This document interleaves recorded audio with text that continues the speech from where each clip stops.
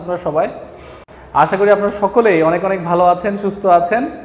আজকে আমরা আবারও সাইদুল স্যার পেজের পক্ষ থেকে নিয়ে এসেছি খুবই গুরুত্বপূর্ণ একটা ফ্রি লাইভ ক্লাস। আপনারা আমাদের টাইটেলে দেখতে পাচ্ছেন, আমাদের টাইটেলে লেখা আছে এক এক এমসিকিউতে শেষ হবে এক একটা টপিক ইনশাআল্লাহ। মানে আমরা একটা টপিক শেষ করবো একটা এমসিকিউতে, মানে ছোট ছোট বড় সবকিছু মিলিয়ে গুরুত্বপূর্ণ এমসিকিউগুলো সলভ করবো আমরা আজকে। এবং এই এমসিকিউগুলো আপনারা জানেন 10 থেকে 20তম গ্রেডের প্রত্যেকটা চাকরি পরীক্ষায়, প্রত্যেকটা নিবন্ধনের প্রাইমারি পরীক্ষায় স্যার সাইদুল স্যারকে আপনারা অনেকে বিরক্ত করেছেন, স্যার মঈন স্যারের আন্তর্জাতিক ক্লাস চাই। তো আন্তর্জাতিক ক্লাস নিয়ে কিন্তু হাজির হয়েছে আজকে।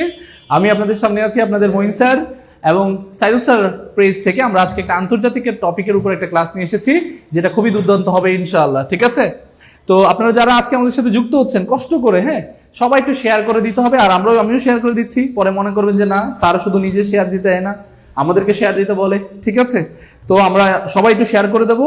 আমাদের প্রত্যেক ফ্রেন্ড সার্কেল যারা যুক্ত হতে চাচ্ছে, যারা আমাদের আজকের ক্লাসটা থেকে বেনিফিটেড হবে, সবাইকে আজকের ক্লাসটাতে একটু যুক্ত করে দেবো। ঠিক আছে, তো আমার কলিজার ভাই বোন যারা আজকে যুক্ত হচ্ছেন সবাই ইনশাল্লাহ আন্তর্জাতিক টপিকের উপরে বেসিক টু আপডেটেড, একদম বেসিক, দেখতে মনে হবে বেসিক কিন্তু এগুলোতে আপনারা ভুল করেন। এই টপিকগুলোর উপরে আজকে আমরা একটা দুর্দান্ত ক্লাস দেবো ইনশাআল্লাহ। ঠিক আছে, আসসালামু আলাইকুম ওয়া রাহমাতুল্লাহ। প্রিয় ভাই বোন কেমন আছেন সবাই? আশা করি আল্লাহ আপনাদেরকে অনেক ভালো রেখেছেন। আলহামদুলিল্লাহ, আপনাদের অনেক দিনের একটা আবদার ছিল যে স্যার আন্তর্জাতিক ক্লাস চাই। আলহামদুলিল্লাহ আমাদের স্যার কিন্তু অনেক গবেষণা করে আপনাদের জন্য এমন গুরুত্বপূর্ণ একটা ক্লাস সাজিয়েছেন এবং কি বলবো মাখন একটা ক্লাস।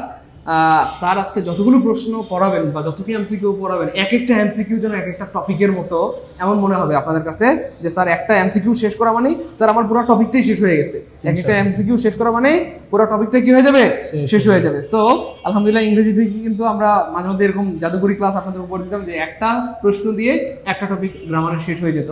ঠিক সেম আজকে আমাদের কি বলবো মঈন স্যার খুবই অ্যামেজিং ক্লাসটা উপহার দিবেন ইনশাআল্লাহ। দেরি করে কোনো শুরু, সবাই শেয়ার করে ডান লিখে দিব, share done share done share done. Moin স্যারকে অনেক সুন্দর লাগছে মাশাআল্লাহ। হ্যাঁ মাশাআল্লাহ বলবেন, মাশাআল্লাহ বলেন, মাশাআল্লাহ মাশাআল্লাহ বলেন, সবাই বলেন মাশাআল্লাহ, সুন্দর, গুড।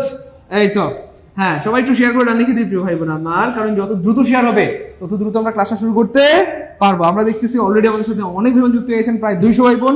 এই 200 ভাই বোন শেয়ার করে দিলে কত ভাই বোন হয়ে যাবে বলেন? অনেক ভাই বোন ক্লাসে কি হয়ে যাবে, যুক্ত হয়ে যাবে। তো দেরি করার কোনো সুযোগ নাই প্রিয় ভাই বোন আমার। সবাই 5টা করে শেয়ার করে কমেন্টে লিখবো 5 ডান, 5টা করে শেয়ার করে কমেন্টে লিখবো 5 ডান, দ্রুত দ্রুত 5টা করে শেয়ার করে কমেন্টে কি লিখবো বলেন? 5 ডান 5 ডান 5 ডান। এই তো গুড। যারা 5 ডান লিখবে তাদের নামগুলো আমাদের যে মিষ্টি স্যার রয়েছেন, সুন্দর স্যার, স্মার্ট স্যার রয়েছেন আমাদের, হ্যাঁ আমাদের নায়ক স্যার কিন্তু পরে আপনাদেরকে কি শুনিয়ে দিবেন। স্যার একটু 5 ডান লিখবে তাদের নামগুলো পড়ে শোনাবেন। অবশ্যই অনেকে শেয়ার করেছেন, যেমন আমাদের বোন শারমিন আক্তার শেয়ার করেছেন, অনেক ধন্যবাদ। সিনথিয়া বোন আমাদের শেয়ার করেছেন। প্রত্যুষ কর্মকার সায়ন আমার স্টুডেন্ট ছিল স্যার, ঢাকা বিশ্ববিদ্যালয়ে পড়াশোনা করে, সেও যুক্ত আছে আমাদের সাথে আজকে। সিনথিয়া ইসলাম, সুরভি, ইনশাআল্লাহ সবাই ক্লাস করবে ইনশাআল্লাহ। হ্যাঁ, তো রাসেল বিন আব্দুল খালেক আমাদের সাথে বরাবরের মতো যুক্ত হয়েছেন, তিনি আগের ক্লাসগুলো তো ছিলেন, নামগুলো মুখস্থ হয়ে যাচ্ছে স্যার দিন দিন। তাহলে মামুন আব্দুল্লাহ আল মামুন ভাই ছিলেন আমাদের সাথে, অনেক অনেক ধন্যবাদ। তো আপনারা সবাই একটু কষ্ট করে আজকের ক্লাসটা যুক্ত হবেন এবং যারা 5 শেয়ার ডান করবেন তারা কিন্তু আজকের ক্লাসটা বেশি উপভোগ করতে পারবেন, তাই নাকি স্যার? এক্স্যাক্টলি, 5টা শেয়ার ডান লিখতে হবে। কারণ হচ্ছে আপনার সাথে আপনার বন্ধু বান্ধব যারা আছে সবাই একসাথে ক্লাস করবে, তাহলে এটা একটা আপনার জন্য কিন্তু বড় একটা জিনিস। ঠিক আছে, আজকে আমাদের পেইড ব্যাচে ক্লাস ছিল, আমাদের মঈন স্যারের পেইড ব্যাচে জিকে ক্লাস ছিল বা সাধারণ জ্ঞানের একটা অসাধারণ ক্লাস। সরি অসাধারণ আমি বলবো না, আপনারা একটু জানান তো যারা আজকে পেইড ব্যাচে ক্লাস করেছেন কেমন ছিল, জীবনের সেরা ক্লাস পেয়েছেন? হ্যাঁ বলেন, সাধারণ জ্ঞানের উপর শ্রেষ্ঠ ক্লাস পেয়েছেন, সেরা ক্লাস পেয়েছেন, একটু দ্রুত কমেন্টে জানাইতে হবে। হ্যাঁ, সাধারণ জ্ঞানের উপর জীবনের সেরা ক্লাস পেয়েছেন, শ্রেষ্ঠ ক্লাস পেয়েছেন, বলেন ক্লাস কেমন ছিল, দ্রুত বলেন, দ্রুত দ্রুত। ওকে, ওয়ালাইকুম আসসালাম। আপনাদের জন্য অনেক অনেক শুভকামনা রইল যারা কালকে পরীক্ষা দিচ্ছেন, সবচেয়ে গুরুত্বপূর্ণ পরীক্ষা। অনেকগুলো পরীক্ষা কিন্তু কালকে জমে গেছে, তো যারা কালকে পরীক্ষা দিচ্ছেন আপনাদের জন্য অনেক অনেক শুভকামনা। ঠিক আছে, সবাই একটু কষ্ট করে শেয়ার করে দেবেন, যারা শেয়ার করছেন অনেক অনেক ধন্যবাদ। রাসেল বিন আব্দুল খালেক শেয়ার করেছেন, মাশাআল্লাহ। চট্টগ্রাম থেকে, লোহাগাড়া থেকে, যারা যারা কোথা থেকে যুক্ত হয়েছেন একটু বলবেন। হ্যাঁ, কারণ আমরা চাই যে আমাদের এই প্ল্যাটফর্মে কত জেলা থেকে কত কত ভাই বোনেরা উপকৃত হচ্ছে সেটা আমরা দেখতে চাই। তো সবাই একটু বলবেন যে কোন কোন জেলা থেকে আপনি যুক্ত হচ্ছেন এবং শেয়ার করছেন, এটা অবশ্যই একটু জানাবেন। ঠিক আছে, আজকের ক্লাসটা আমি আবারও বলি, আজকের ক্লাসটাতে আমরা খুব কম এমসিকিউ সলভ করব, কিন্তু প্রত্যেকটা এমসিকিউ হবে এক একটা টপিক। ঠিক আছে, বলে না যে কমের মধ্যে অনেক কিছু পড়াশোনা, পিছনে কিছুটা এরকম প্রিভিয়াস এর কোশ্চেনগুলো খুঁটে খুঁটে আমরা বের করেছি, যেগুলোতে আপনাদের ঝামেলা হয়, এবং সেগুলাই কিন্তু আজকে আমরা সলভ করার চেষ্টা করবো ইনশাআল্লাহ। ঠিক আছে, আদাব স্যার, আদাব। যারাই যুক্ত হচ্ছেন স্যাররা সবাই একটু কষ্ট করে স্যার আমার নামটা বলে একটু, আপনার মুখে শুনতে খুব ভালো লাগে। আচ্ছা, মামুন আহমেদ, আহা কত সুন্দর একটা নাম স্যার, মামুন আহমেদ। হ্যাঁ, আমাদের মামুন আহমেদ স্যার আমাদের সাথে যুক্ত আছেন, অনেক অনেক ধন্যবাদ। গোপাল গোলাপী খাতুন, আচ্ছা গোলাপী খাতুন বোন আমাদের 5টা শেয়ার দান করেছেন, মাশাআল্লাহ মাশাআল্লাহ। ওকে সবাই সবাই সবাই কি ইনশাআল্লাহ আজকে বেসিক ক্লাসই নেব, খুব কঠিন ক্লাস না, কঠিন ক্লাস আপনাদের আবদারের উপর ভিত্তি করে আমরা নেব, ঠিক আছে? বেসিক ক্লাস কিন্তু এটা কানেক্টেড থাকবে বর্তমান সময়ের সাথে, বর্তমান সবকিছু সময়ের সাথে কিন্তু কানেক্টেড থাকবে, ঠিক আছে? সবাই সবাই সবাই আমরা দেরি করবো না কিন্তু সবাই একটু কষ্ট করে শেয়ার করে দিলে কিন্তু আমরা ক্লাসে চলে যেতে পারছি, ঠিক আছে? আপনি সারাদিন মিম শেয়ার করতে থাকেন, আজে বাজে কন্টেন্ট গুলো শেয়ার করতে থাকেন, ঠিক আছে? মানে একদম থার্ড ক্লাস বর্তমান সময়ে যে শিক্ষা ব্যবস্থার যে খারাপ অবস্থা, এগুলো না বললেই নয় সাইদুল স্যার। তো আর অনলাইনের কথা কি বলবো, আপনারা সবকিছুই বর্তমানে ফেসবুকে আছেন জানেন। তো সেই জায়গা থেকে আমরা যারা বিসমিল্লাহ এবং ইনশাআল্লাহ দিয়ে শুরু করছি, আমাদের আসলে প্ল্যাটফর্মটা গ্রো হওয়ার কারণটা হচ্ছে শুধুমাত্র পরিশ্রম এবং আপনাদের জন্য ভালোবাসা এবং আপনাদের দোয়া। তো সেটা কিন্তু আপনাদের মাধ্যমেই হচ্ছে, আপনাদের দ্বারাই হচ্ছে, এই যে আপনারা যারা শেয়ার করছেন তাদের দ্বারাই হচ্ছে। তো আপনারা কষ্ট করে যারা সাইদুল স্যারকে ভালোবাসেন, যারা সাইদুল স্যার পেজকে ভালোবাসেন, তারা কষ্ট করে আজকে ক্লাসটাতে যুক্ত হয়ে যাবেন এবং ইনশাআল্লাহ আজকে খুবই গুরুত্বপূর্ণ কিছু টপিকের উপরে আলোচনা হবে ইনশাআল্লাহ। পাশাপাশি আমরা লাইভের প্রথমেই একটু আমাদের যারা ফেনীর ওই পাশে আশেপাশে ভাই বোনরা আছে, যারা বন্যা কবলিত এলাকায় আছেন, যারা আমাদের ক্লাসগুলোতে যুক্ত হতে পারছেন না, যারা অনেক কষ্টে আছেন, আমি আল্লাহর কাছে, আমরা আল্লাহর কাছে অনেক দোয়া করি, আল্লাহর কাছে প্রার্থনা করি যেন আমাদের ভাই বোনদের এই কষ্টগুলো খুব অচিরেই শেষ হয়ে যায় এবং তারা আবার সূক্ষ্ম একটা প্রতিযোগিতায় তারা নামতে পারে, ঠিক আছে? প্রিয় ভাই বোন, আমরা শুরু করে দেন, সবাই শেয়ার করে দিবেন, শুরু করে দেন, বিসমিল্লাহ। তাহলে আমরা শুরু করে দেই, আমরা আজকে ক্লাসটা শুরু করে দেই। আশা রাখছি যে আপনারা সবাই শেয়ার করে দেবেন, যারা সাইদুল স্যারকে ভালোবাসেন, যারা মঈন স্যারকে পছন্দ করেন, যে স্যার আজকে আপনার ক্লাসটা করে উপকৃত হবো, তারা সবাই শেয়ার করে দেবেন কষ্ট করে, ঠিক আছে? এই শেয়ারটা আমাদের অনুপ্রেরণা হবে যে আপনাদের জন্য আরো অনেকগুলো ফ্রি ক্লাস নিয়ে আসা, ঠিক আছে? সবাই তাহলে স্টার্ট করে দিচ্ছি। প্রিয় ভাই বোন, সবাই একটু আজকে আমাদের ক্লাসটাতে অ্যাগ্রেসিভ ভাবে পড়াশোনা করতে হবে। প্রথম টপিকে চলে আসা, আন্তর্জাতিক টপিকের প্রথম টপিক। প্রথমটা দেখেন তো কি বলেছে, বলেছে ভারতের মণিপুর রাজ্যের রাজধানী কোথায়? কে কে আনসার করতে পারবে একটু দ্রুত আনসার করে ফেলেন। মাগুরা থেকে, যশোর থেকে সিনথিয়া ইসলাম সুরভি বোন আছে আমাদের, জি ওকে, অনেক অনেক ধন্যবাদ। ওকে ওকে, অনেক অনেক ধন্যবাদ। ওকে, শাবাশ। জয়পুরহাট থেকে আছেন আমাদের এক ভাই। তাহলে আমরা প্রথমটা একটু আনসার করে ফেলি, সবাই দ্রুত একটু আনসার করে ফেলি। আর যারা শেয়ার করতে একটু ঝামেলা, তারা কি করতে পারেন, তারা এরকম @ দিলে দেখবেন আপনাদের দুইটা অপশন আসবে, হয় আপনাকে হাইলাইট করতে বলবে অথবা আপনাকে বলবে ফলোয়ারদেরকে মেনশন করতে, ঠিক আছে? আপনি দুটাও করতে পারেন, আপনি যে কোনো একটাও দিতে পারেন, আপনি হাইলাইটও করতে পারেন অথবা ফলোয়ারদেরকে মেনশন দিয়ে আজকের ক্লাসটাতে ইনভাইট জানাতে পারেন। তাহলে প্রিয় ভাই বোন, আপনাদের কাছে একটা আবদার থাকলো, আপনারা অবশ্যই শেয়ার করবেন, না হলে হাইলাইট করবেন, যেন আমাদের ক্লাসটা সর্বত্র ছড়িয়ে যায়। ওকে, আদাব আদাব আদাব, চাঁপাইনবাবগঞ্জ থেকে দেখছি, অনেক অনেক ধন্যবাদ। 1 নম্বরটা একটু আনসার করে দেন। আজকের ক্লাসটা কিন্তু একটা খুবই বিস্তর সুন্দর টেকনিকের উপরে ক্লাস হবে ইনশাআল্লাহ। তাহলে 1 নম্বরটা একটু আনসার করে দেন। ভারতের মণিপুর রাজ্যের রাজধানী কোথায়? ভারতের মণিপুর রাজ্যের রাজধানী কোথায়? ওকে, মাশাআল্লাহ মাশাআল্লাহ। ভারতের মণিপুর রাজ্যের রাজধানী কোথায়? সবাই সবাই সবাই আনসার করবেন। আমি যদি একটু বলি, মণিপুর যে রাজ্যটা, এটা কিন্তু ভারতের 7 সিস্টার্স এর মধ্যে আছে, তাই না? আমাদের প্রিয় ভাই বোনেরা যারা আজকে সকালে পেড ব্যাচ করেছে, তাদের কিন্তু এটা জীবনে ভুল হওয়ার কথা না, কারণ আমরা টেকনিকের মাধ্যমে খুব সুন্দরভাবে পড়েছি। তাহলে 7 সিস্টার্স যে অঞ্চলটা, এই 7 সিস্টার্স অঞ্চলের মধ্যে 7টা রাজ্য আছে, আপনি জানেন। ভারতের উত্তর পূর্বাঞ্চলীয় 7টা রাজ্যকে একত্রে বলে 7 সিস্টার্স। যেমন ধরেন, এটা হচ্ছে বাংলাদেশ, এই বাংলাদেশের পাশে বাংলাদেশের এক বন্ধু রাষ্ট্র ভারত, ঠিক আছে? আর এই পাশে আরেকটা বন্ধু রাষ্ট্র আছে, তার নাম হচ্ছে মিয়ানমার। দুইটা বন্ধু রাষ্ট্র আমাদের আশেপাশে সীমান্তে আছে। এই পাশে আছে নেপাল, আর এই পাশে আছে কে বলেন তো, ভুটান। এগুলো আমাদের সীমান্তে নেই, এগুলো দরকার নেই। এখন কথা হচ্ছে, প্রিয় ভাই বোন, সবাই একটু খেয়াল করবেন, আমাদের এই অঞ্চলটা যেটা ভারতের উত্তর এবং ভারতের পূর্ব, এই যে উত্তর পূর্ব অঞ্চলের এই জায়গাটাতে টোটাল 7টা রাজ্য আছে, যে রাজ্যগুলোকে আমরা একসাথে বলি 7 সিস্টার্স। কি বলি প্রিয় ভাই বোন? 7 সিস্টার্স। এই 7 সিস্টার্স এর রাজ্য আছে কয়টা? 7টা রাজ্য আছে। তাহলে আমরা লিখে রাখতে পারি, আপনাদেরকে ম্যাপে একটু বুঝিয়ে দিলাম কোন অঞ্চলটা। আমরা লিখে ফেলতে পারি ভারতের উত্তর পূর্বাঞ্চলীয় 7টি রাজ্য, 7টি রাজ্য। তাহলে ভারতের উত্তর পূর্বাঞ্চলীয় 7টি রাজ্যকে আমরা একত্রে বলছি 7 সিস্টার্স, ঠিক আছে? কারা আছে এখানে একটু খেয়াল করে নিন। এখানে আছে আসাম, এখানে আছে আসাম, এখানে আছে মিজোরাম, ঠিক আছে? এখানে আছে ত্রিপুরা, এখানে আছে মেঘালয়। এই 4টা, এবং এই 4টা আপনারা জানেন 7টা রাজ্যের মধ্যে এই 4টা কিন্তু বাংলাদেশের সীমান্তে আছে, তাহলে বাংলাদেশের সীমান্তে এই ভারতীয় 4টা সেভেন সিস্টার্সের 4টা রাজ্য আছে। পাশাপাশি আমরা আরো 3টা পড়বো, 3টা কি কি সেগুলো জানার আগে এগুলার রাজধানীগুলো একটু জেনে নেই, এক পলকে একটু রাজধানীগুলো জেনে নেই। আপনি জেনে খুশি হবেন আমাদের এই রাজধানীগুলো থেকে প্রায় সময় কিন্তু কোশ্চেন থাকে সেভেন সিস্টার্সের রাজধানী থেকে। আসাম যেমনটা ছিল ভারতের মণিপুর রাজ্য, আসবে আস্তে আস্তে। আসামের রাজ্যের রাজধানীর নাম হচ্ছে দিশপুর। দিশপুর হচ্ছে আসামের রাজধানী, দিশপুর। মিজোরামের রাজধানীর নাম হচ্ছে আইজল, আইজল, আইজল। ত্রিপুরার রাজধানী আপনারা সবাই জানেন, কারণ এই ত্রিপুরার রাজধানী থেকে কিন্তু একটা মামলা হয়েছিল, আগরতলা ষড়যন্ত্র মামলা। তাহলে আমরা কিন্তু আগরতলা নামটা সবাই জানি, আগরতলা, আগরতলা। মেঘালয়ের রাজধানীর নাম কি বলেন তো? মেঘালয়ের রাজধানীর নাম হচ্ছে শিলং, শিলং, শিলং। তাহলে 4টা আশা করি সবার ডান। সবাই একটু বলেন এটা কি ডান কিনা, এই 4 ডান কিনা বলেন।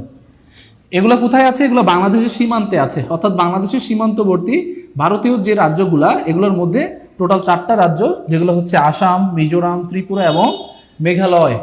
7টা রাজ্যের মধ্যে এগুলো কিন্তু 4টা। প্রিয় ভাই বোন সবাই সবাই একটু বলবেন ক্লিয়ার কিনা। আমিত্রি মেওনাম, রাইট। আমি কিন্তু আপনাদের সাথে কিন্তু শেয়ার করেছিলাম আমিত্রি মেওনামে, যে FN চৌধুরী, তিনি কিন্তু আমাদের সকালে ক্লাসটা করেছেন as far age I know, তো তিনি কিন্তু পারবেন এটা, ঠিক আছে। আমিত্রি মেওনাম, টোটাল 7টা রাজ্যকে আমরা কি দিয়ে মনে রাখবো? আমিত্রি, আমিত্রি মেওনাম। তাহলে আমিত্রি মেওনাম, তাহলে আমিত্রি মেওনাম থেকে প্রথম 4টাতে দেখেন তো, এই প্রথম 4টা বাংলাদেশের সীমান্তে আছে, আসাম, মিজোরাম, ত্রিপুরা, মেঘালয়। আর বাংলাদেশ সীমান্তে নেই 3টা সেভেন সিস্টার্সের রাজ্য, এই 3টা, অ থেকে একটা, না থেকে একটা, আর ম থেকে একটা। আমরা পড়বো, এখনই পড়বো। আপনারা একটু বলেন এটা ক্লিয়ার কিনা। আসামের রাজধানী হচ্ছে দিশপুর, মিজোরামের রাজধানী আইজল, ত্রিপুরার রাজধানী আগরতলা, মেঘালয়ের রাজধানী শিলং। এতটুকু ক্লিয়ার না? মাশাআল্লাহ, এতটুকু ক্লিয়ার। যদি এতটুকু ক্লিয়ার হয়ে থাকে, আমরা বাকিগুলো একটু একটু কথা বলি বাকিগুলো সম্পর্কে। যেমন ওনাম, ওনাম থেকে কি পাই আমরা? একটা হচ্ছে অরুণাচল, অরুণাচল। তারপর আমরা কি পাই? নাগাল্যান্ড, নাগাল্যান্ড, নাগাল্যান্ড, ঠিক আছে। আর ম থেকে পাই মণিপুর, মণিপুর। তাহলে এই তিনটা কিন্তু বাংলাদেশের সীমান্তবর্তী নয়, এটা একটু মাথায় রাখতে হবে। এই 3টা কিন্তু বাংলাদেশের সীমান্তবর্তী নয়, সীমান্তবর্তী নয়। তাহলে বাংলাদেশের সীমান্তবর্তী নয় কোনগুলা? এগুলা অরুণাচল, নাগাল্যান্ড এবং মণিপুর। প্রিয় ভাই বোন একটু আনসার করতে হবে, ঠিক আছে? একটু সবাই একটু আনসার করতে হবে আজকের ক্লাসটাতে। এগুলার উত্তর কি হবে বা এগুলার রাজধানী কি হবে? অরুণাচলের রাজধানী হচ্ছে ইটানগড় বা ইটানগর, যাই বলেন আপনি। ইটানগড় বলে অনেকে, অনেকে ইটানগর বলে, যাই হোক।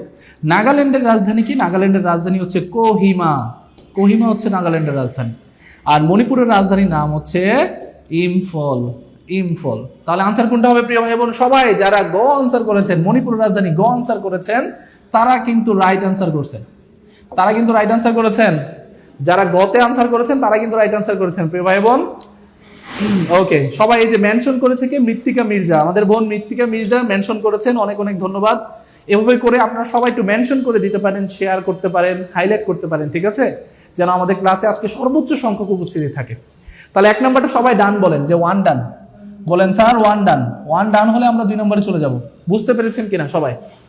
বলেন 1 ডান। দেখেন আপনাদের সেভেন সিস্টার্স টপিকটা শেষ, কিন্তু সেকেন্ড সিস্টার নিয়ে কোনো ঝামেলা নাই, ঠিক আছে। আপনি জানেন এখন কিন্তু মেঘালয়ে বন্যা হচ্ছে, তাহলে সেভেন সিস্টার গুরুত্বপূর্ণ।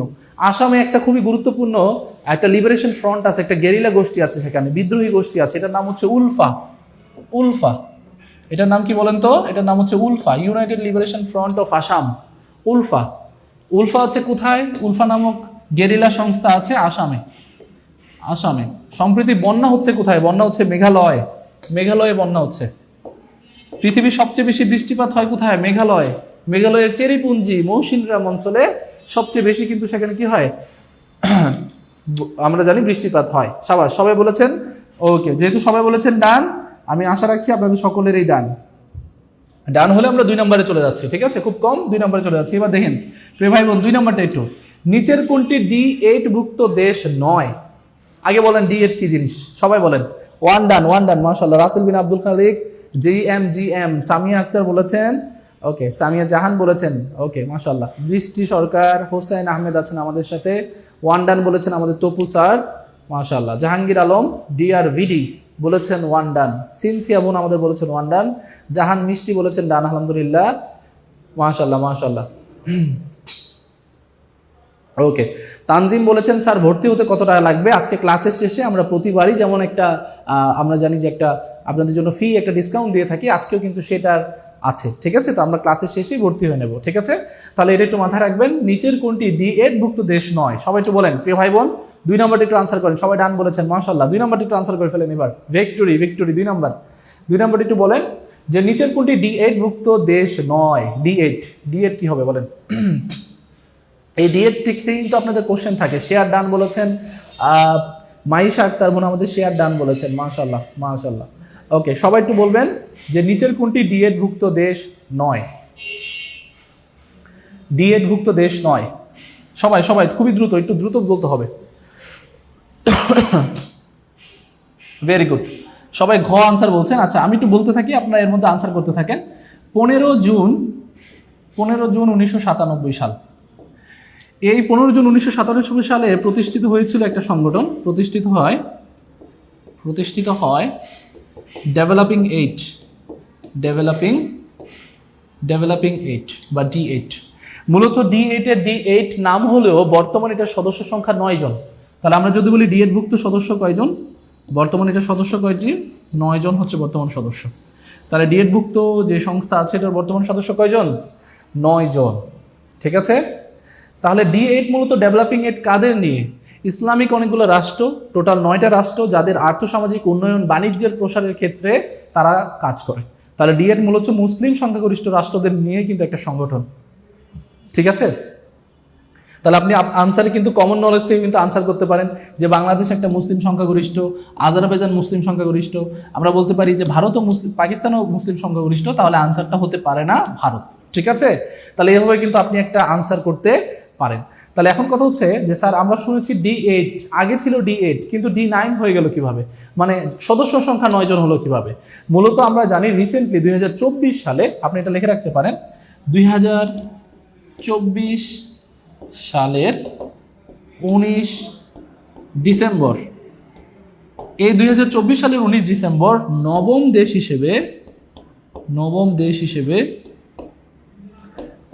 দেশ হিসেবে যুক্ত হয়েছে আজারবাইজান।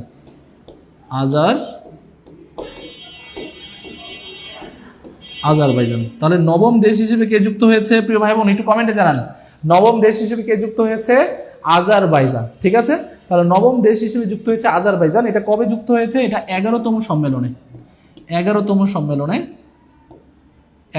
সম্মেলন হয়েছে, যেটা মিশরের কায়রোতে অনুষ্ঠিত হয়েছিল।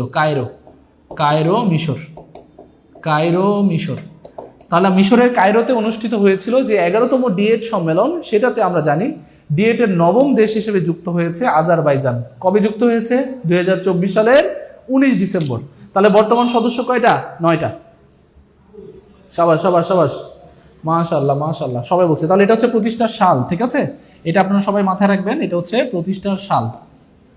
এত সালে এটা প্রতিষ্ঠিত হয়েছিল, এটা হচ্ছে প্রতিষ্ঠার সাল। তাহলে নবম দেশ হিসেবে কে যুক্ত হয়েছে? আজারবাইজান। এই আজারবাইজান থেকে আপনাদের কোশ্চেন আসতে পারে, ঠিক আছে? ওকে, রাসেল বিন আব্দুল খালেক বলেছেন আমার শত্রু দেশ ভারত। না ভাই, এটা বলা যাবে না, ঠিক আছে? ভারত দেশ হিসেবে কিন্তু আপনার শত্রু হতে পারে না, ঠিক আছে?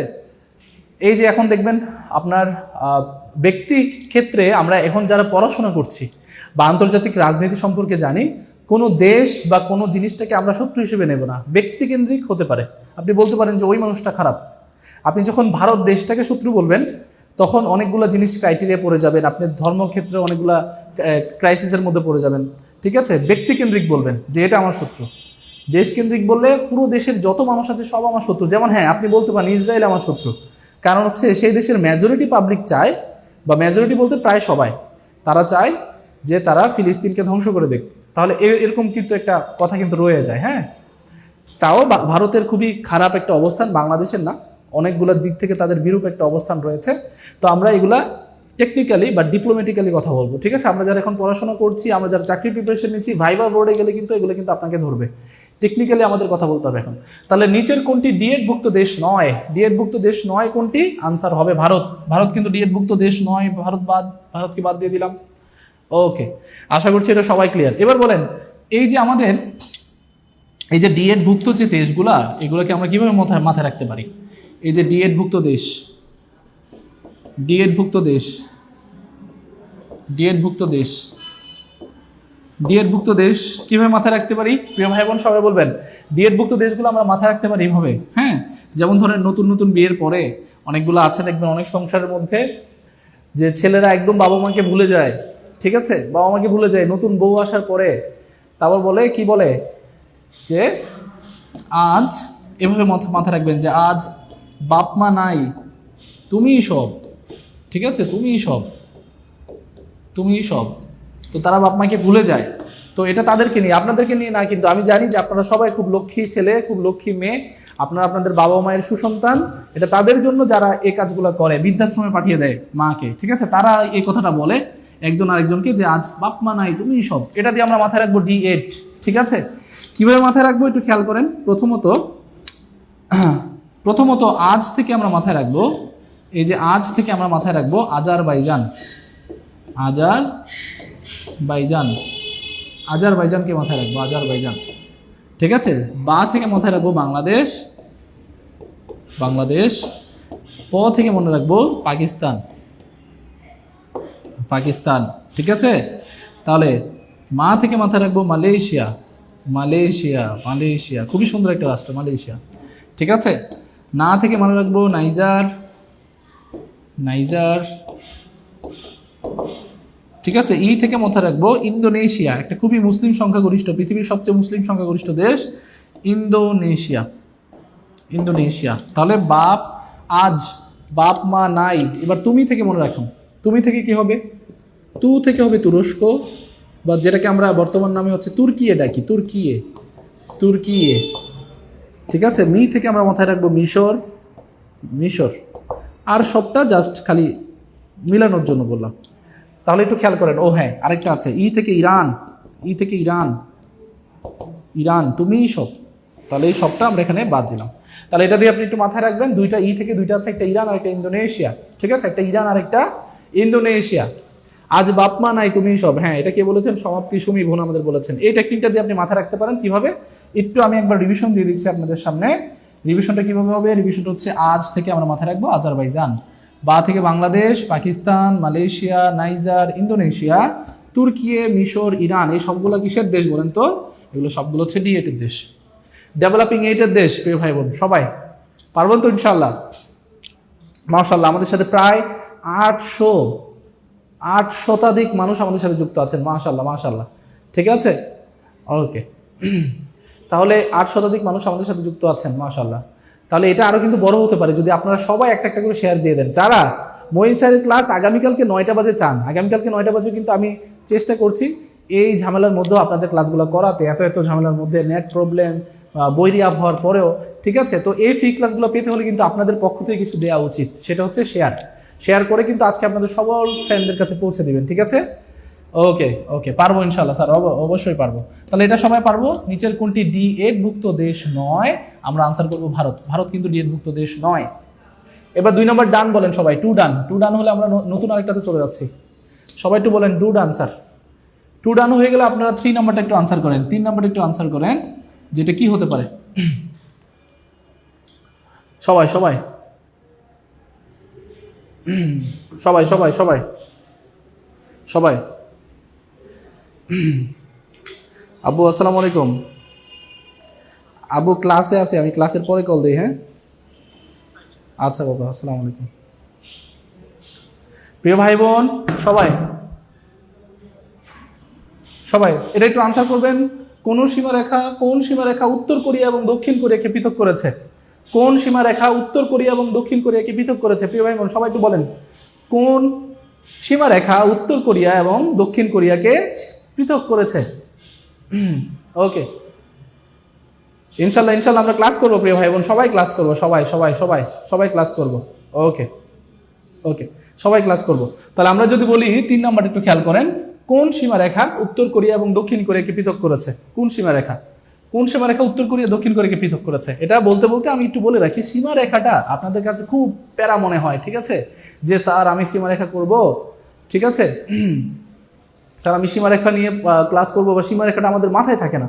তো সীমারেখাটা আমি একটু ক্রমান্বয়ে আপনাদেরকে একটু বলে দিই, অনেকগুলো সীমারেখা নিয়ে আপনাদের সাথে কথা বলার আছে। যেমন হচ্ছে একটু খেয়াল করেন, প্রথমত একটা সীমারেখা আমরা ডিগ্রি হিসেবে করি। যখন আপনি পুরো পৃথিবী ভাগ করবেন না, আপনি দেখবেন 0 ডিগ্রি, 1 ডিগ্রি, 2 ডিগ্রি, এভাবে করে 0, 1, 2 এভাবে করে অনেকগুলো ডিগ্রিতে পৃথিবীকে ভাগ করা হয়। তো ধরেন এখানে এমন একটা দেশ পড়ে গেল যেটা সাপোজ 38 ডিগ্রিতে উত্তর দিকে একটা দেশে ভাগ হয়েছে, দক্ষিণ দিকে একটা দেশে ভাগ হয়েছে। তাহলে ওই দেশের সীমারেখাটা কি বাংলাদেশের মতো হবে, যেমন রেড ক্লিফ লাইন? এমন তো হবে না। সে দেশের সীমারেখার নাম কি হবে? 38 ডিগ্রি উত্তর অক্ষরেখা হবে সে দেশের নাম। কথা কি বুঝতে পেরেছেন? তাহলে আপনারা একটু মাথায় রাখবেন যে এভাবে করে ডিগ্রিতে ডিগ্রিতে যেটা যেটা ভাগ থাকবে সেটা আমরা ডিগ্রি দিয়ে মাথায় রাখবো, আর যেটা সীমারেখার নাম আছে সেটা আমরা নাম দিয়ে মাথায় রাখবো ইনশাআল্লাহ। তাহলে একটু খেয়াল করেন স্যার, সবাই একটু খেয়াল করেন। যেমন আমি আরেকবার বোঝানোর চেষ্টা করি। যেমন ধরুন এই যে বাংলাদেশটা মূলত এরকম ভাগ ছিল না কিন্তু, হ্যাঁ, বাংলাদেশ, এই পাশে ভারত এবং এই পাশে পাকিস্তান। তাহলে এই যে বাংলাদেশ এবং পাকিস্তান দুইটা দেশ একসাথে কিন্তু যুক্ত ছিল। কত সাল পর্যন্ত? 1971 সাল পর্যন্ত। তো আমাদের যখন দেশ ভাগ করা হয় দ্বিজাতি তত্ত্বের ভিত্তিতে, তখন ভারত এবং পাকিস্তানকে ভাগ করে যে সীমান্তর নাম দেওয়া হয়েছিল সেটার নাম ছিল রেড ক্লিফ। তাহলে তখন দুইটা দেশের সীমান্ত ছিল, ভারত পাকিস্তান। সীমান্ত কয়টা? একটা, নাম কি? Red cliff. কিন্তু এখন এখানে দেশ হয়ে গেছে তিনটা, একটা পাকিস্তান, একটা ভারত, একটা বাংলাদেশ। তাহলে এবার আপনাকে মাথায় রাখতে হবে বাংলাদেশ ভারতের সীমান্তের নামও রেড ক্লিফ, আবার ভারত পাকিস্তানের সীমান্তের নামও রেড ক্লিফ। এমনই কিছু সীমান্ত রেখা নিয়ে মূলত আমরা আজকে আলোচনা করব। আপনারা একটু আনসার করতে থাকেন। আনসার করতে করতে আমি অন্য কিছু সীমান্ত রেখা নিয়ে একটু কথা বলে নিই। যেমন প্রথমত 17 ডিগ্রি উত্তর অক্ষরেখা। এই 17 ডিগ্রি উত্তর অক্ষরেখা বলতে কি বোঝায়? এটা বলতে উত্তর এবং দক্ষিণ ভিয়েতনাম। তাহলে যদি বলা হয় উত্তর এবং দক্ষিণ ভিয়েতনামের মধ্যে কোন সীমারেখা আছে প্রিয় ভাই বোন, আমাদের আনসার করতে হবে 17 ডিগ্রি উত্তর অক্ষরেখা আছে। 17 ডিগ্রি উত্তর অক্ষরেখা। এটার পরে আপনি পাবেন 24 ডিগ্রি। ঠিক আছে, 24 ডিগ্রি। তাহলে একটা পেলেন 17 ডিগ্রি, একটা পেলেন 24 ডিগ্রি উত্তর অক্ষরেখা। এই 24 ডিগ্রি উত্তর অক্ষরেখা আছে কার মধ্যে? একটা হচ্ছে ভারত আর একটা হচ্ছে পাকিস্তান। তাহলে ভারত এবং পাকিস্তানের মধ্যে আছে 24 ডিগ্রি উত্তর অক্ষরেখা। ভারত এবং পাকিস্তানের সাথে যদিও আরো অনেকগুলো আছে, একসাথেই বলে দেই যেন আপনাদের মাথায় থাকে। এই ভারত এবং পাকিস্তানের মধ্যে আরো অনেকগুলো সীমান্ত রেখা আছে। যেমন একটার নাম হচ্ছে LOC, আপনাদের সাথে বলেছিলাম একবার, লাইন অফ কন্ট্রোল। এটার নাম লাইন অফ কন্ট্রোল। তাহলে লাইন অফ কন্ট্রোল আছে ভারত পাকিস্তানের মধ্যে। ঠিক আছে, লাইন অফ কন্ট্রোল আছে কার মধ্যে? ভারত পাকিস্তানের মধ্যে। বা 24 ডিগ্রি বলেন, দুইটাই আছে কার সাথে? ভারত পাকিস্তানের সাথে। এটা গেল আরেকটা জিনিস। এবার আমরা আরেকটা একটু কথা বলি। 17 ডিগ্রি পড়লাম, 24 ডিগ্রি পড়লাম, 38 ডিগ্রিতে আসেন। 38 ডিগ্রি উত্তর অক্ষরেখা। এই 38 ডিগ্রি উত্তর অক্ষরেখা পৃথক করেছে উত্তর কোরিয়া, অর্থাৎ কিম জং উন। ঠিক আছে, এই যে কথা মিসাইল মারে আছেন একজন লোক, সুন্দর চুলের কাটিং, সেই লোকটার উত্তর কোরিয়া। এবং এই যে নাচানাচি করে, এগুলোর নাম কি? ছেলেদের মেয়েদের মতো ছেলে কতগুলো, বিটিএস দক্ষিণ কোরিয়া। আল্লাহ আস্তাগফিরুল্লাহ, মাফ করে তুমি। আচ্ছা, তাহলে উত্তর কোরিয়া এবং দক্ষিণ কোরিয়া। তাহলে আমরা এভাবে মাথা রাখতে পারি যে উত্তর কোরিয়া এবং দক্ষিণ কোরিয়া। তাহলে উত্তর কোরিয়া এবং দক্ষিণ কোরিয়াকে পৃথককারী যে সীমান্ত রেখা আমার প্রিয় ভাই বোন, সেটা হচ্ছে 38 ডিগ্রি উত্তর অক্ষরেখা। পারা যাবে? এতটুকু কি পারা যাবে? সবাই একটু বলতে হবে কিন্তু, পারা যাবে কিনা। তাহলে 17 পড়লাম আমরা, 24 পড়লাম আমরা, 38 পড়লাম। আর আরেকটা জিনিস আছে, সেটা হচ্ছে 49 ডিগ্রি উত্তর অক্ষরেখা। এই 49 ডিগ্রি যে উত্তর অক্ষরেখা আছে, 49 ডিগ্রি উত্তর অক্ষরেখা, এই অক্ষরেখাটার নাম কি? এটা কিন্তু পুরো পৃথিবীর সবচেয়ে দীর্ঘতম একটা সীমান্ত রেখা, এই 49 ডিগ্রি উত্তর অক্ষরেখা। এই 49 ডিগ্রি উত্তর অক্ষরেখা যেটা পৃথিবীর সবচেয়ে দীর্ঘতম সীমান্ত রেখা, এই সীমান্ত রেখাটার নাম হচ্ছে, আমরা জানি এটা কাকে পৃথক করেছে? ইউএসএ এবং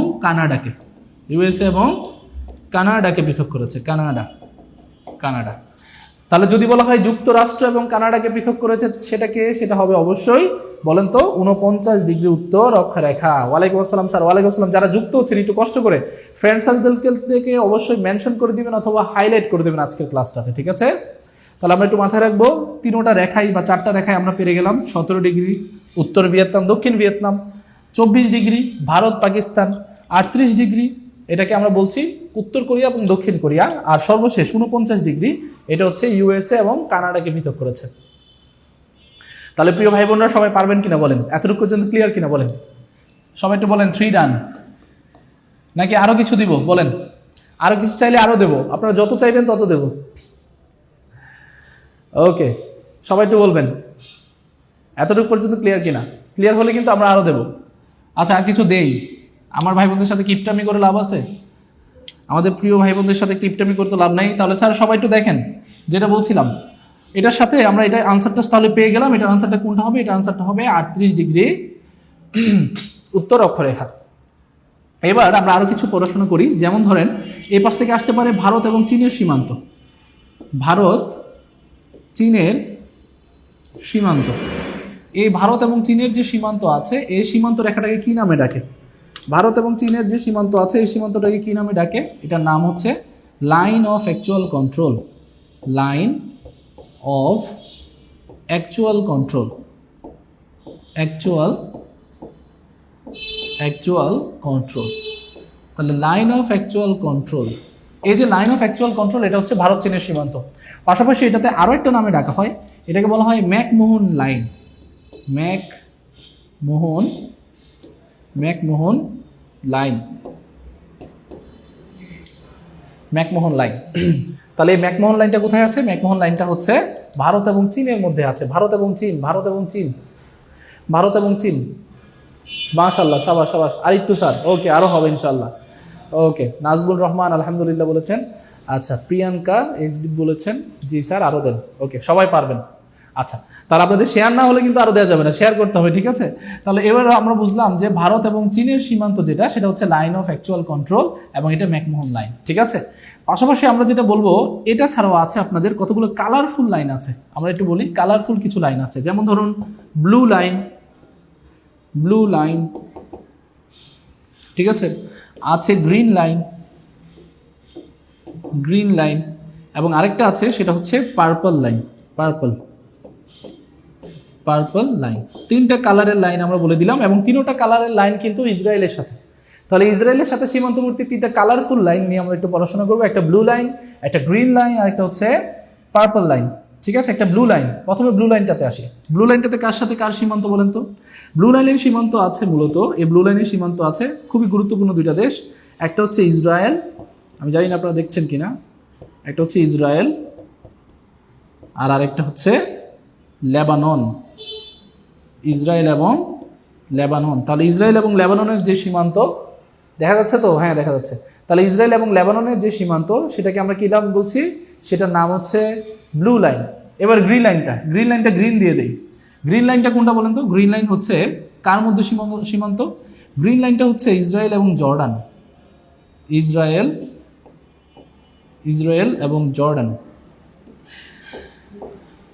এবং জর্ডানের সীমান্ত হচ্ছে গ্রিন লাইন, ঠিক আছে? দুইটা কালার পেলাম। আরেকটা পার্পল লাইন, এখন পার্পল কই পাই বলেন? পার্পল তো নাই। আচ্ছা, আছে তো একটা, দেখি এটা হয় কিনা। পার্পল লাইন কোনটা? পার্পল লাইনটা হচ্ছে ইসরায়েল এবং সিরিয়া। এটা আরো সুন্দর হয়েছে, ইসরায়েল এবং সিরিয়া। বাহ, এই কালারটা তো সুন্দর, এই কালারটা দিয়ে এখন লিখতে হবে। তাহলে ইসরায়েল এবং সিরিয়া। তাহলে তিনটা কালারফুল লাইন করলাম, একটা হচ্ছে ব্লু লাইন, একটা হচ্ছে গ্রিন লাইন, আর একটা হচ্ছে পার্পল লাইন, ঠিক আছে? সবাই ক্লিয়ার কিনা বলেন স্যার? সবাই একটু বলেন সবাই। তাহলে তিনটা জিনিস আমরা পড়লাম। তিনটা জিনিস কি? একটা হচ্ছে ব্লু লাইন কার সাথে? ইসরায়েল এবং লেবাননের সাথে। গ্রিন লাইন কার সাথে? এটা হচ্ছে ইসরায়েল এবং জর্ডানের সাথে। আর পার্পল লাইন কোনটা? সেটা হচ্ছে ইসরায়েল এবং সিরিয়ার সাথে। এখানে কিন্তু একটা ঝামেলা আছে, গোলান মালভূমি নিয়ে ঝামেলা আছে। আমরা যখন ইসরায়েলের টপিক নিয়ে পড়াশোনা করব তখন ইনশাআল্লাহ এটা সম্পর্কে বিস্তারিত জানবো। Very good. আঞ্জুমারা খাতুন আমাদের সাথে আছেন। এম রায়হান মন্ডল বলেছেন বগুড়া থেকে দেখতেছি স্যার, মাশাআল্লাহ। তাহলে সবাই একটু কষ্ট করে আজকের প্রশ্নগুলা একটু ভালো করে তুলে নেবেন, হ্যাঁ? এগুলো থেকে আপনাদের প্রশ্নে আসার সম্ভাবনা অনেক বেশি। 3 নম্বর কোশ্চেনটা ডান। এবার আমরা 4 নম্বরটাতে চলে যাচ্ছি। 4 নম্বর হচ্ছে পৃথিবীর সবচেয়ে গভীরতম খাল কোনটি? পৃথিবীর সবচেয়ে গভীরতম খাল কোনটি? এই খাল থেকে, নদ নদী, খাল, এগুলো থেকে কিন্তু কোশ্চেন থাকে, হ্যাঁ? ছোট ছোট টপিক কিন্তু কোশ্চেন থাকে। বলেন, পৃথিবীর সবচেয়ে গভীরতম খাল কোনটি? কে বলতে পারবেন? দেখি এবার, পৃথিবীর সবচেয়ে গভীরতম খাল কোনটি? বরিশাল? আল্লাহর গোলাম একজন স্যার আছেন আমাদের সাথে, বলেছেন বরিশাল। তাহলে আমরা যদি বলি পৃথিবীর সবচেয়ে গভীরতম খাল কোনটি? আইতে নদী যাইতে খাল, এজন্য মগবাড়ি বরিশাল। সবাই একটু বলেন। তাহলে আমরা যদি বলি পৃথিবীর সবচেয়ে গভীরতম খাল কোনটি? আমাদের বোন লিজা বলেছেন ক্লিয়ার। আচ্ছা, পানামা বলেছেন তিনি। ওকে, আলহামদুলিল্লাহ ক্লিয়ার বলেছেন রুনা আক্তার। আমি দেখি আর কি কি পারবেন আপনারা। তাহলে একটু আনসার করেন, পৃথিবীর সবচেয়ে গভীরতম খাল কোনটি? আমি একটু বলে দিচ্ছি। পৃথিবীর সবচেয়ে গভীরতম যে খালটা, এটার নাম হচ্ছে, আপনারা এর মধ্যে আনসার করেন, করিন্থ খাল। করিন্থ খাল, ঠিক আছে, করিন্থ খাল। কেন করিন্থ খাল? এটা দেখবেন বেশিরভাগ বইতেই ভুল দেওয়া। প্রথমত ভুল দেওয়া, অনেকে পানামা খাল দিয়ে দেয়, অনেকে সুয়েজ খাল দিয়ে দেয়। হ্যাঁ, কিয়েল খাল তো হবেই না, তাহলে করিন্থ খাল হবে আনসার। আপনারা মূলত হচ্ছে কোথায় আনসারটা পাবেন, রাইট আনসারটা আপনারা যখন সার্চ দিবেন গিনিস ওয়ার্ল্ড রেকর্ডের মধ্যে, হ্যাঁ, অথবা ইংরেজিতে সার্চ দিবেন the deepest canal on the earth বা ইন দ্য আর্থ, তাহলে যে ডিপেস্ট ক্যানেল কোনটা সেটা আপনারা খুঁজে পাবেন, দেখবেন যে করিন্থ ক্যানেল আছে সেটা। তাহলে করিন্থ খালটা কোথায় অবস্থিত? এটা অবস্থিত মূলত গ্রিসে অবস্থিত। এটা প্রায় বইতে ভুল দেওয়া। তাহলে এটা হচ্ছে right answer. Guinness world record অনুযায়ী, গিনিস, আমি এখানে লিখে দিচ্ছি, গিনিস ওয়ার্ল্ড রেকর্ড, এই গিনিস ওয়ার্ল্ড রেকর্ড অনুযায়ী, ঠিক আছে, গিনিস ওয়ার্ল্ড রেকর্ড অনুযায়ী কি বলেন তো, সবচেয়ে গভীরতম যে খাল, গভীরতম এই গভীরতম খালের নাম কি বলেন তো? গভীরতম খালের নাম হচ্ছে করিন্থ খাল। পাশাপাশি সবচেয়ে প্রাচীনতম, আপনি যদি বলেন সবচেয়ে প্রাচীনতম অথবা সবচেয়ে দীর্ঘতম, এই দীর্ঘতম যে খাল সেটার নাম হচ্ছে গ্র্যান্ড ক্যানেল বা গ্র্যান্ড খাল। এই গ্র্যান্ড খালটা কোন দেশে? এটা হচ্ছে চীনে। 1127 কিলোমিটার দীর্ঘ একটা বিশাল খাল আছে। হ্যাঁ, এই খালটার নাম হচ্ছে গ্র্যান্ড ক্যানেল। এটা কিন্তু আপনাদের আসতে পারে সবচেয়ে প্রাচীনতম দীর্ঘতম খাল। আর সুয়েজ খাল, এটা খুবই গুরুত্বপূর্ণ, বাট এই সুয়েজ খালটা কেন গুরুত্বপূর্ণ সেটাও বুঝতে হবে। সুয়েজ খাল, এই সুয়েজ খাল নিয়ে কিন্তু যুদ্ধ হয়েছে 1556 সালে, 1956 সালে।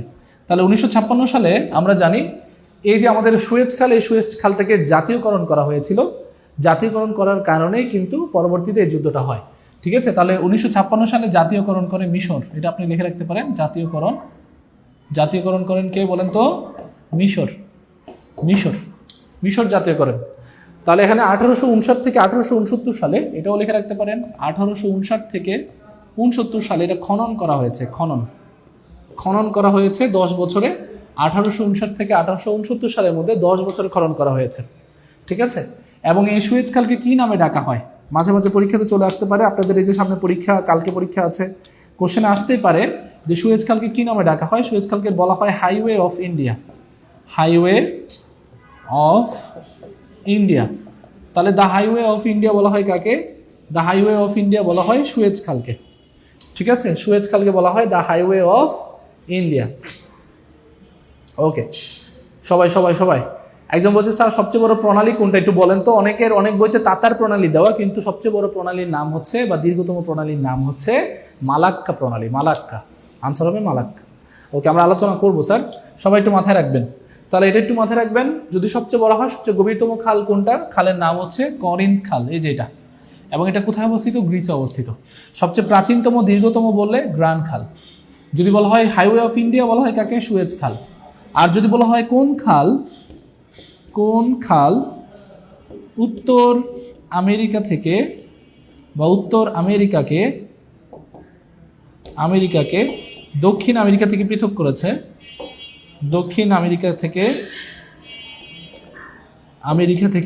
করেছে, তাহলে এটা যদি বলা হয় পৃথক করেছে কোন খাল, তখন আপনাদের আনসারে আসবে পানামা খাল। এবং এই পানামা খাল কিন্তু আপনারা জানেন আটলান্টিক মহাসাগর এবং প্রশান্ত মহাসাগরকে যুক্ত করেছে। যেমন এই যে সুয়েজ খাল কাকে যুক্ত করেছে? সুয়েজ খাল যুক্ত করেছে ভূমধ্য সাগরকে লোহিত সাগরের সাথে। তাহলে এগুলো কিন্তু আপনাদের আসতে পারে, একটু মনোযোগ দিয়ে পড়াশোনা করবেন। সবাই বলেন এটা কি ডান কিনা? প্রিয় ভাই বোন সবাই বলেন এটা ডান। খালের প্যারাটা থাকবে কিনা বলেন। আর এগুলো ভুল জিনিস, যেগুলো ভুল সেগুলো ভুল বলতে হবে। ঠিক আছে, তাহলে এটাকে একটু ভালো করে পড়বেন, আজকে একটু সার্চ দিয়ে পড়বেন। ঠিক আছে, তাহলে পৃথিবীর সবচেয়ে গভীরতম খালটা আমরা পেরে গেলাম। পরের টপিকে চলে যাই, আমরা 5টাতে আমরা এবার সলভ করব। সম্প্রতি ইয়েমেনের হুতি বিদ্রোহীরা লোহিত সাগরের যে জাহাজটি ধ্বংস করেছে, আমরা জানি রিসেন্টলি, এটা কিন্তু একটা রিসেন্ট টপিক এবং রিসেন্ট কিন্তু খুবই গুরুত্বপূর্ণ। এই রিসেন্টলি আমরা জানি কত তারিখে, 6 জুলাই 2025, এই 6 জুলাই 2025 ইয়েমেনের যে হুতি বিদ্রোহীরা আছে তারা একটা জাহাজ ধ্বংস করেছে, এবং জাহাজটার নাম কি, কে বলতে পারবেন? বলেন। আপনারা যারা ডেইলি নিউজ পড়ছেন বা ডেইলি আপডেটেড আছেন, যারা আন্তর্জাতিক তথ্যগুলো যারা পড়ছেন, তারা কিন্তু বলতে পারবেন যে সম্প্রতি ইয়েমেনের হুতি বিদ্রোহীরা লোহিত সাগরের যে অঞ্চলে বা যে জাহাজটাকে ধ্বংস করেছেন সেটা সম্পর্কে একটু বলতে থাকেন।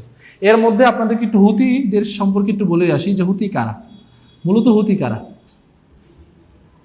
এই হুতি থেকে আপনাদের কোশ্চেন আসতে পারে, বা হুতি কোন দেশ কেন্দ্রিক গেরিলা সংগঠন, সেটা হচ্ছে ইয়েমেন। ঠিক আছে, তাহলে আমরা প্রথমেই বলতে পারি হুতিদের দেশ কোনটা, দেশ হচ্ছে ইয়েমেন। তাহলে হুতিদের দেশ কোথায়? হুতিদের দেশ হচ্ছে স্যার ইয়েমেন। ঠিক আছে, হুতিদের দেশ হচ্ছে ইয়েমেন। ওকে, এবার এই যে হুতি যারা আছে, হুতি সম্প্রদায়ের লোকরা, ওরা কিভাবে আসলো বা ওদের নামকরণটা হুতি কিভাবে আসলো? মূলত 2004 সাল থেকে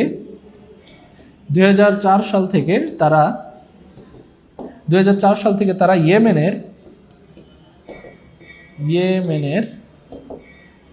একটা প্রদেশ আছে যেটা নাম হচ্ছে সানা, মানে ইয়েমেনের রাজধানী হচ্ছে সানা, এবং ইয়েমেনের আরেকটা খুবই গুরুত্বপূর্ণ প্রদেশ আছে যেটার নাম মূলত হচ্ছে সাদাহ প্রদেশ। ঠিক আছে, এই সাদাহ প্রদেশে তারা কিন্তু ক্ষমতা নিয়ে রেখেছে। একটা সময়ে একজন ক্ষমতায় ছিল যার নাম ছিল হুসাইন আল হুতি। এই হুসাইন আল হুতি 2004 সালে মারা যায়। 2004 সালে তাকে মৃত্যুবরণ করতে হয় সরকারের বিরুদ্ধে অভিযান পরিচালনার কারণে। তার বিরুদ্ধে অভিযান পরিচালনা করে সরকার তাকে মেরে ফেলে। তো পরবর্তীতে এই হুসাইন আল হুতির ভাই, পরবর্তীতে বর্তমানে যিনি আছেন আব্দুল মালেক, আমরা বলতে পারি মালেক হুতি, তিনি কিন্তু ক্ষমতায় আছেন। তিনি বর্তমানে কিসে আছেন বলেন তো? তিনি কিন্তু ক্ষমতায় আছেন। তাহলে আমাদের এগুলো থেকে কোশ্চেন আসতে পারে যে বর্তমানে আব্দুল মালেক হুতি যিনি আছেন, আব্দুল মালেক আল হুতি, তিনি ক্ষমতায় আছেন।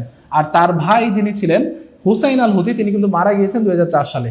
এই 2004 সাল থেকে কিন্তু হুতিরা যারা আছে, হুতি বিদ্রোহীরা বা হুতি রেবেল যারা আছে, তারা কিন্তু এই ইয়েমেন অঞ্চলে ক্ষমতায় আছেন।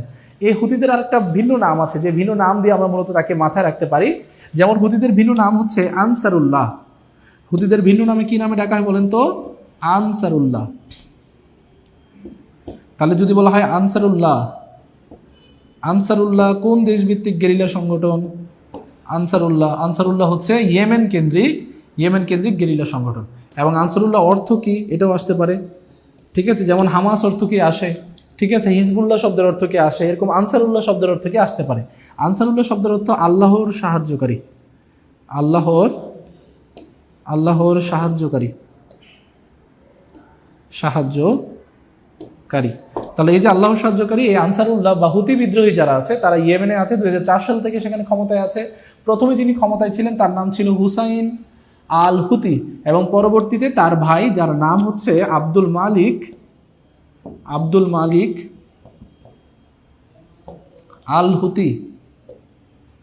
আল হুতি, তিনি হচ্ছেন বর্তমান ক্ষমতায় আছেন তিনি। ঠিক আছে, এটা একটু মাথায় রাখবেন, বর্তমান ক্ষমতায় আছে। আর ইয়েমেনের রাজধানী থেকে মাঝে মাঝে চলে আসে। ইয়েমেনের রাজধানী হচ্ছে সানা। ইয়েমেনের রাজধানী কি প্রিয় ভাই বোন বলেন তো? সানা। ইয়েমেনের রাজধানী হচ্ছে সানা। এই ধরনের কোশ্চেন বারবার আসে। হ্যাঁ, এই ধরনের কোশ্চেন বারবার আসে। তাহলে আমরা একটু মনে রাখবো যে সম্প্রতি 6 জুলাই 2025 ইয়েমেনের হুতি বিদ্রোহীরা লোহিত সাগরের যে জাহাজটি ধ্বংস করেছে, এটার নাম হচ্ছে ম্যাজিক সিজ না, এটা ম্যাজিক্যাল সিজ হবে, যদিও ম্যাজিক্যাল সিজ উচ্চারণটা ম্যাজিক সিজও হয়। তাহলে এটা একটু মাথায় রাখবেন, ম্যাজিক্যাল সিজ অথবা ম্যাজিক সিজ। ঠিক আছে, এটা একটু মাথায় রাখবেন। তারপরটাতে আমরা চলে আসি, সম্প্রতি ইয়েমেনের হুতি বিদ্রোহীরা এই আক্রমণটা করেছে। পরবর্তীতে কিন্তু আমরা জানি যে ইসরায়েল আবার সেই ইয়েমেনের যে হুতি বিদ্রোহী আছে তাদের উপর হামলা করেছে। তাহলে এই সমস্যাটা নিয়ে একটু ভালো করে পড়াশোনা করবেন। তাদের অবস্থানটা একটু দেখাই দিতে পারলে হয়তো খুব ভালো হতো। অবস্থানটা বলতে আমরা শুধু জানি কতটুকু অঞ্চল, আমরা শুধু জানি যে লোহিত সাগরের যে অঞ্চলটা আছে, যেমন ধরেন এই লোহিত সাগরের এই অঞ্চলটাতে, এটা হচ্ছে আরব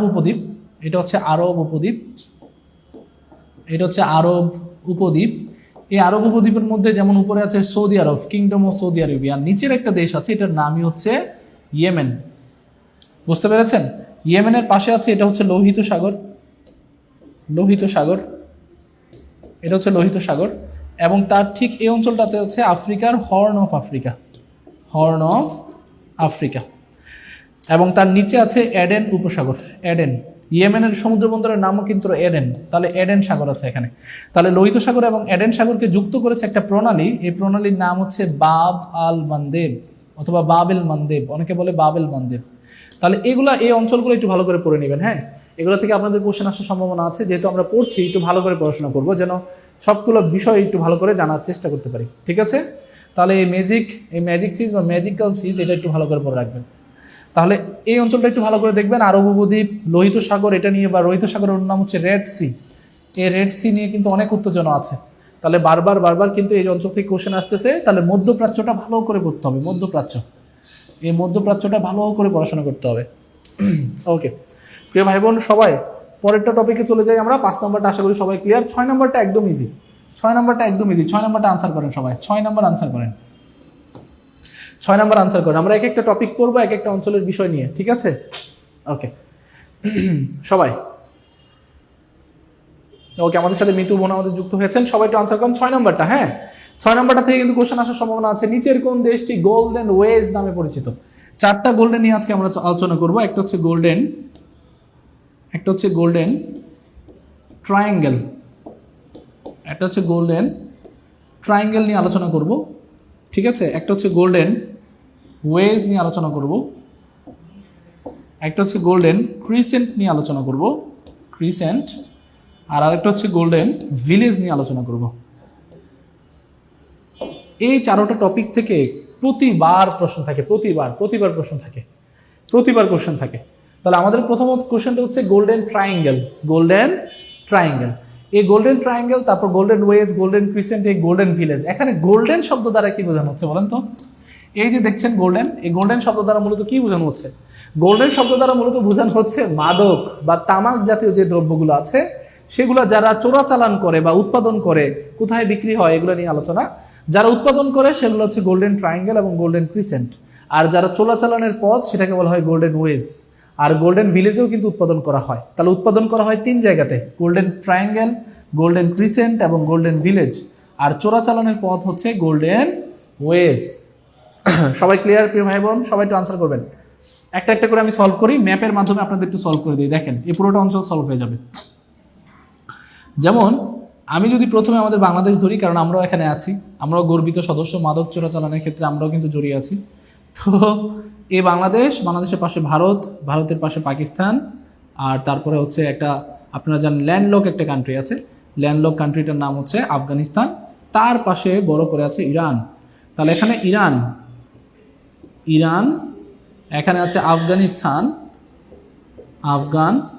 এখানে হচ্ছে পাকিস্তান,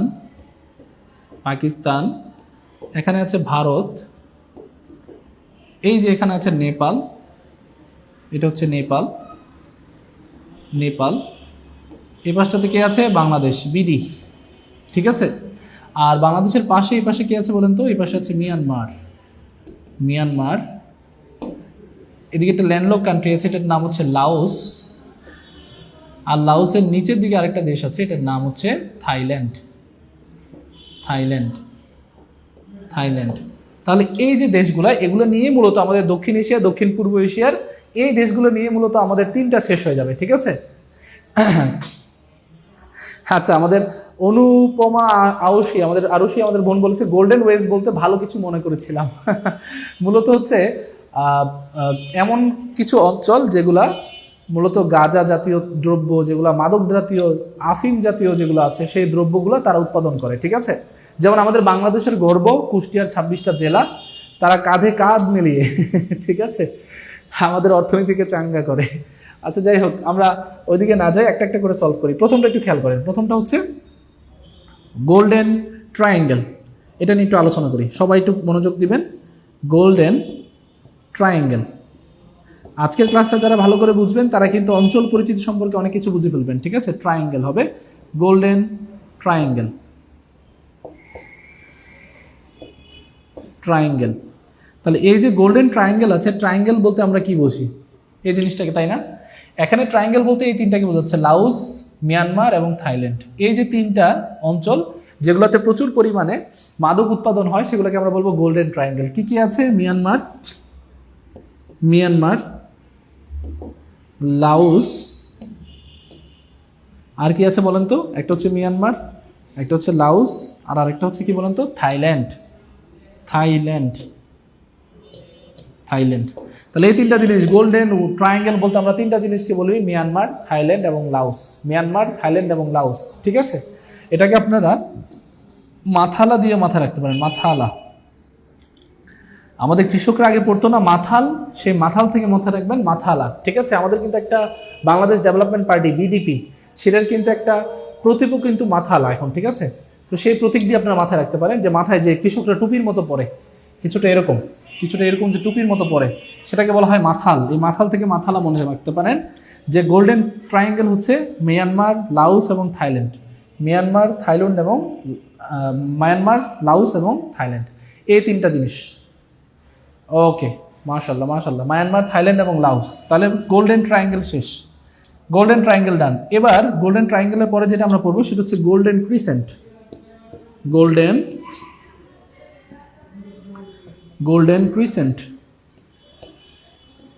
এই গোল্ডেন ক্রিসেন্টের অঞ্চল কোনগুলা?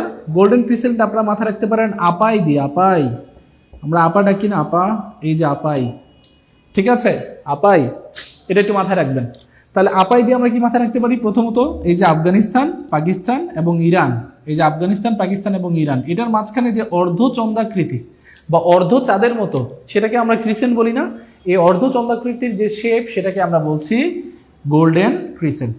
তাহলে আশা করছি আপনারা সবাই পারবেন। তিনটা দেশ আছে প্রিয় ভাই বোন, তিনটা দেশ কি কি?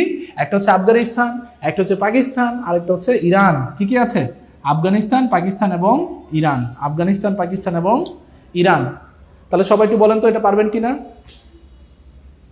সবাই কি পারবেন এটা? সবাই কি পারবেন এটা? সবাই একটু বলেন যে ডান স্যার, ডান, এটা ডান।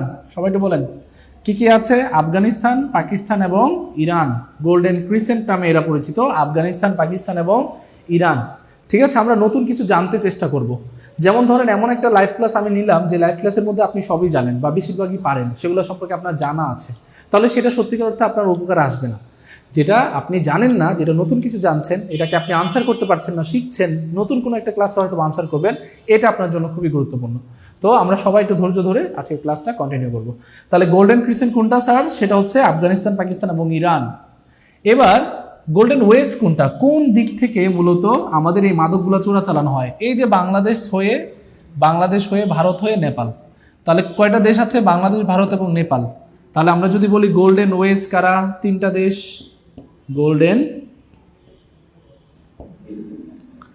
গোল্ডেন ওয়েজ, এই গোল্ডেন ওয়েজ কারা? এই ওয়েটা কারা তৈরি করেছে? তিনটা দেশ তৈরি করেছে। একটা হচ্ছে বাংলাদেশ, ভারত এবং নেপাল। তাহলে বাংলাদেশ, ভারত, নেপাল এই অঞ্চলে প্রচুর পরিমাণে মাদকের চোরাচালান হয় বা চোরাচালানের রুট হিসেবে পরিচিত, যে কারণে মাদক চোরাচালানের রুট হিসেবে পরিচিত গোল্ডেন ওয়েজটা খুবই গুরুত্বপূর্ণ। বাংলাদেশ, ভারত এবং নেপাল। বাংলাদেশ, ভারত এবং নেপাল। সবাই ক্লিয়ার? আমার ভাই বোনেরা সবাই ক্লিয়ার? ওকে, মাশাল্লাহ। প্রিয়াঙ্কা বলেছেন, ভাই বলেছেন জি পারবো ইনশাল্লাহ, ডান বলেছেন। রায়হান মনোর বলেছেন ডাল। আফগানিস্তান, পাকিস্তান, ইরান বলেছেন মুনিয়া ইসলাম। ওকে, রাবিয়া ইসলাম বলেছেন নেপাল। মাশাল্লাহ। ওকে, 6 আনসার সবাই বলছেন। তাহলে 6 আনসার কি নেপাল হবে? গোল্ডেন ওয়েজ, হ্যাঁ। কোন দেশটি গোল্ডেন ওয়েজের অন্তর্ভুক্ত? নেপাল। দেখছেন, পারা যাবে? এবার পারা যাবে তো? হ্যাঁ, জোশ হাই। অনেকে দেখি মঈন স্যারের স্লোগানটা জানেন। মাশাল্লাহ, মঈন স্যারের কিন্তু একটা স্লোগান আছে, এই স্লোগান কিন্তু আমি আমার ক্লাসে দেই যখন আমরা অফলাইনে থাকি। যখন দেখি যে 4 ঘন্টা 4.5 ঘন্টা ক্লাস নেওয়ার পরে স্টুডেন্টরা একটু ঘুমিয়ে পড়েছে, ঠিক আছে, তখন আমরা আবার জোশ একটা হাই করে তারপর আমরা আবার ক্লাসে যাই। তো এটা একটু মাথায় রাখবেন। টোটাল এই অঞ্চলগুলো থেকে আপনাদের কোশ্চেন থাকতে পারে, ঠিক আছে। অনেকে এটাকে নেভাবা পড়ে, নেভাবা, ঠিক আছে। আচ্ছা, লাস্ট আরেকটা বেঁচে গিয়েছে, সেটা একটু পড়াশোনা করে নিই আমরা। সেটা হচ্ছে গোল্ডেন ভিলেজ, আমাদের সকলের প্রিয় golden village. Golden village. Golden village, তাহলে গোল্ডেন ভিলেজ কি স্যার বলেন তো? স্যার গোল্ডেন ভিলেজ কি? গোল্ডেন ভিলেজ বলতে আমরা কোন অঞ্চলটাকে বুঝি বলেন? গোল্ডেন ভিলেজ বলতে আমরা বুঝি বাংলাদেশের কুষ্টিয়া, বাংলাদেশের কুষ্টিয়া জেলার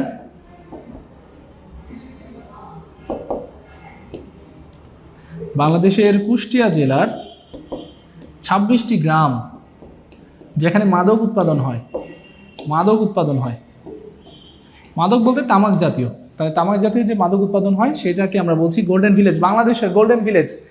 কুষ্টিয়ায় নাকি মাদককে মাদক বলে না, তারা নাকি সিদ্ধি নামে ডাকে, যদিও সব কুষ্টিয়ার লোকেরা ডাকে না, স্পেসিফিক। যেমন ধরো, যেমন আমরা বলি লালন, লালন শাহের এলাকার ওই পাশে। আমি কুষ্টিয়াতে ক্লাস নিয়েছি অনেকবার এবং লালন শাহের মাজারে গিয়েছি, তো ওখানে দেখেছি এটা খুবই নর্মাল। ঠিক আছে, তো কুষ্টিয়া যারা আছেন একটু সাড়া দিবেন, এটা কি আদৌ কি সত্য কিনা, না আমি ভুল বলছি, বা একটু কারেকশন করে দিবেন। ঠিক আছে, ভুল হতেই পারে, তাহলে সিদ্ধি বলে কিনা। তাহলে আমরা বলতে পারি যে গোল্ডেন ভিলেজ বলতে কোন অঞ্চলকে বোঝায়, সেটা হচ্ছে বাংলাদেশের কুষ্টিয়া অঞ্চলটাকে, যেটা 26টা গ্রামকে মিলিত হয়ে মূলত এই কুষ্টিয়াকে আমরা বলছি।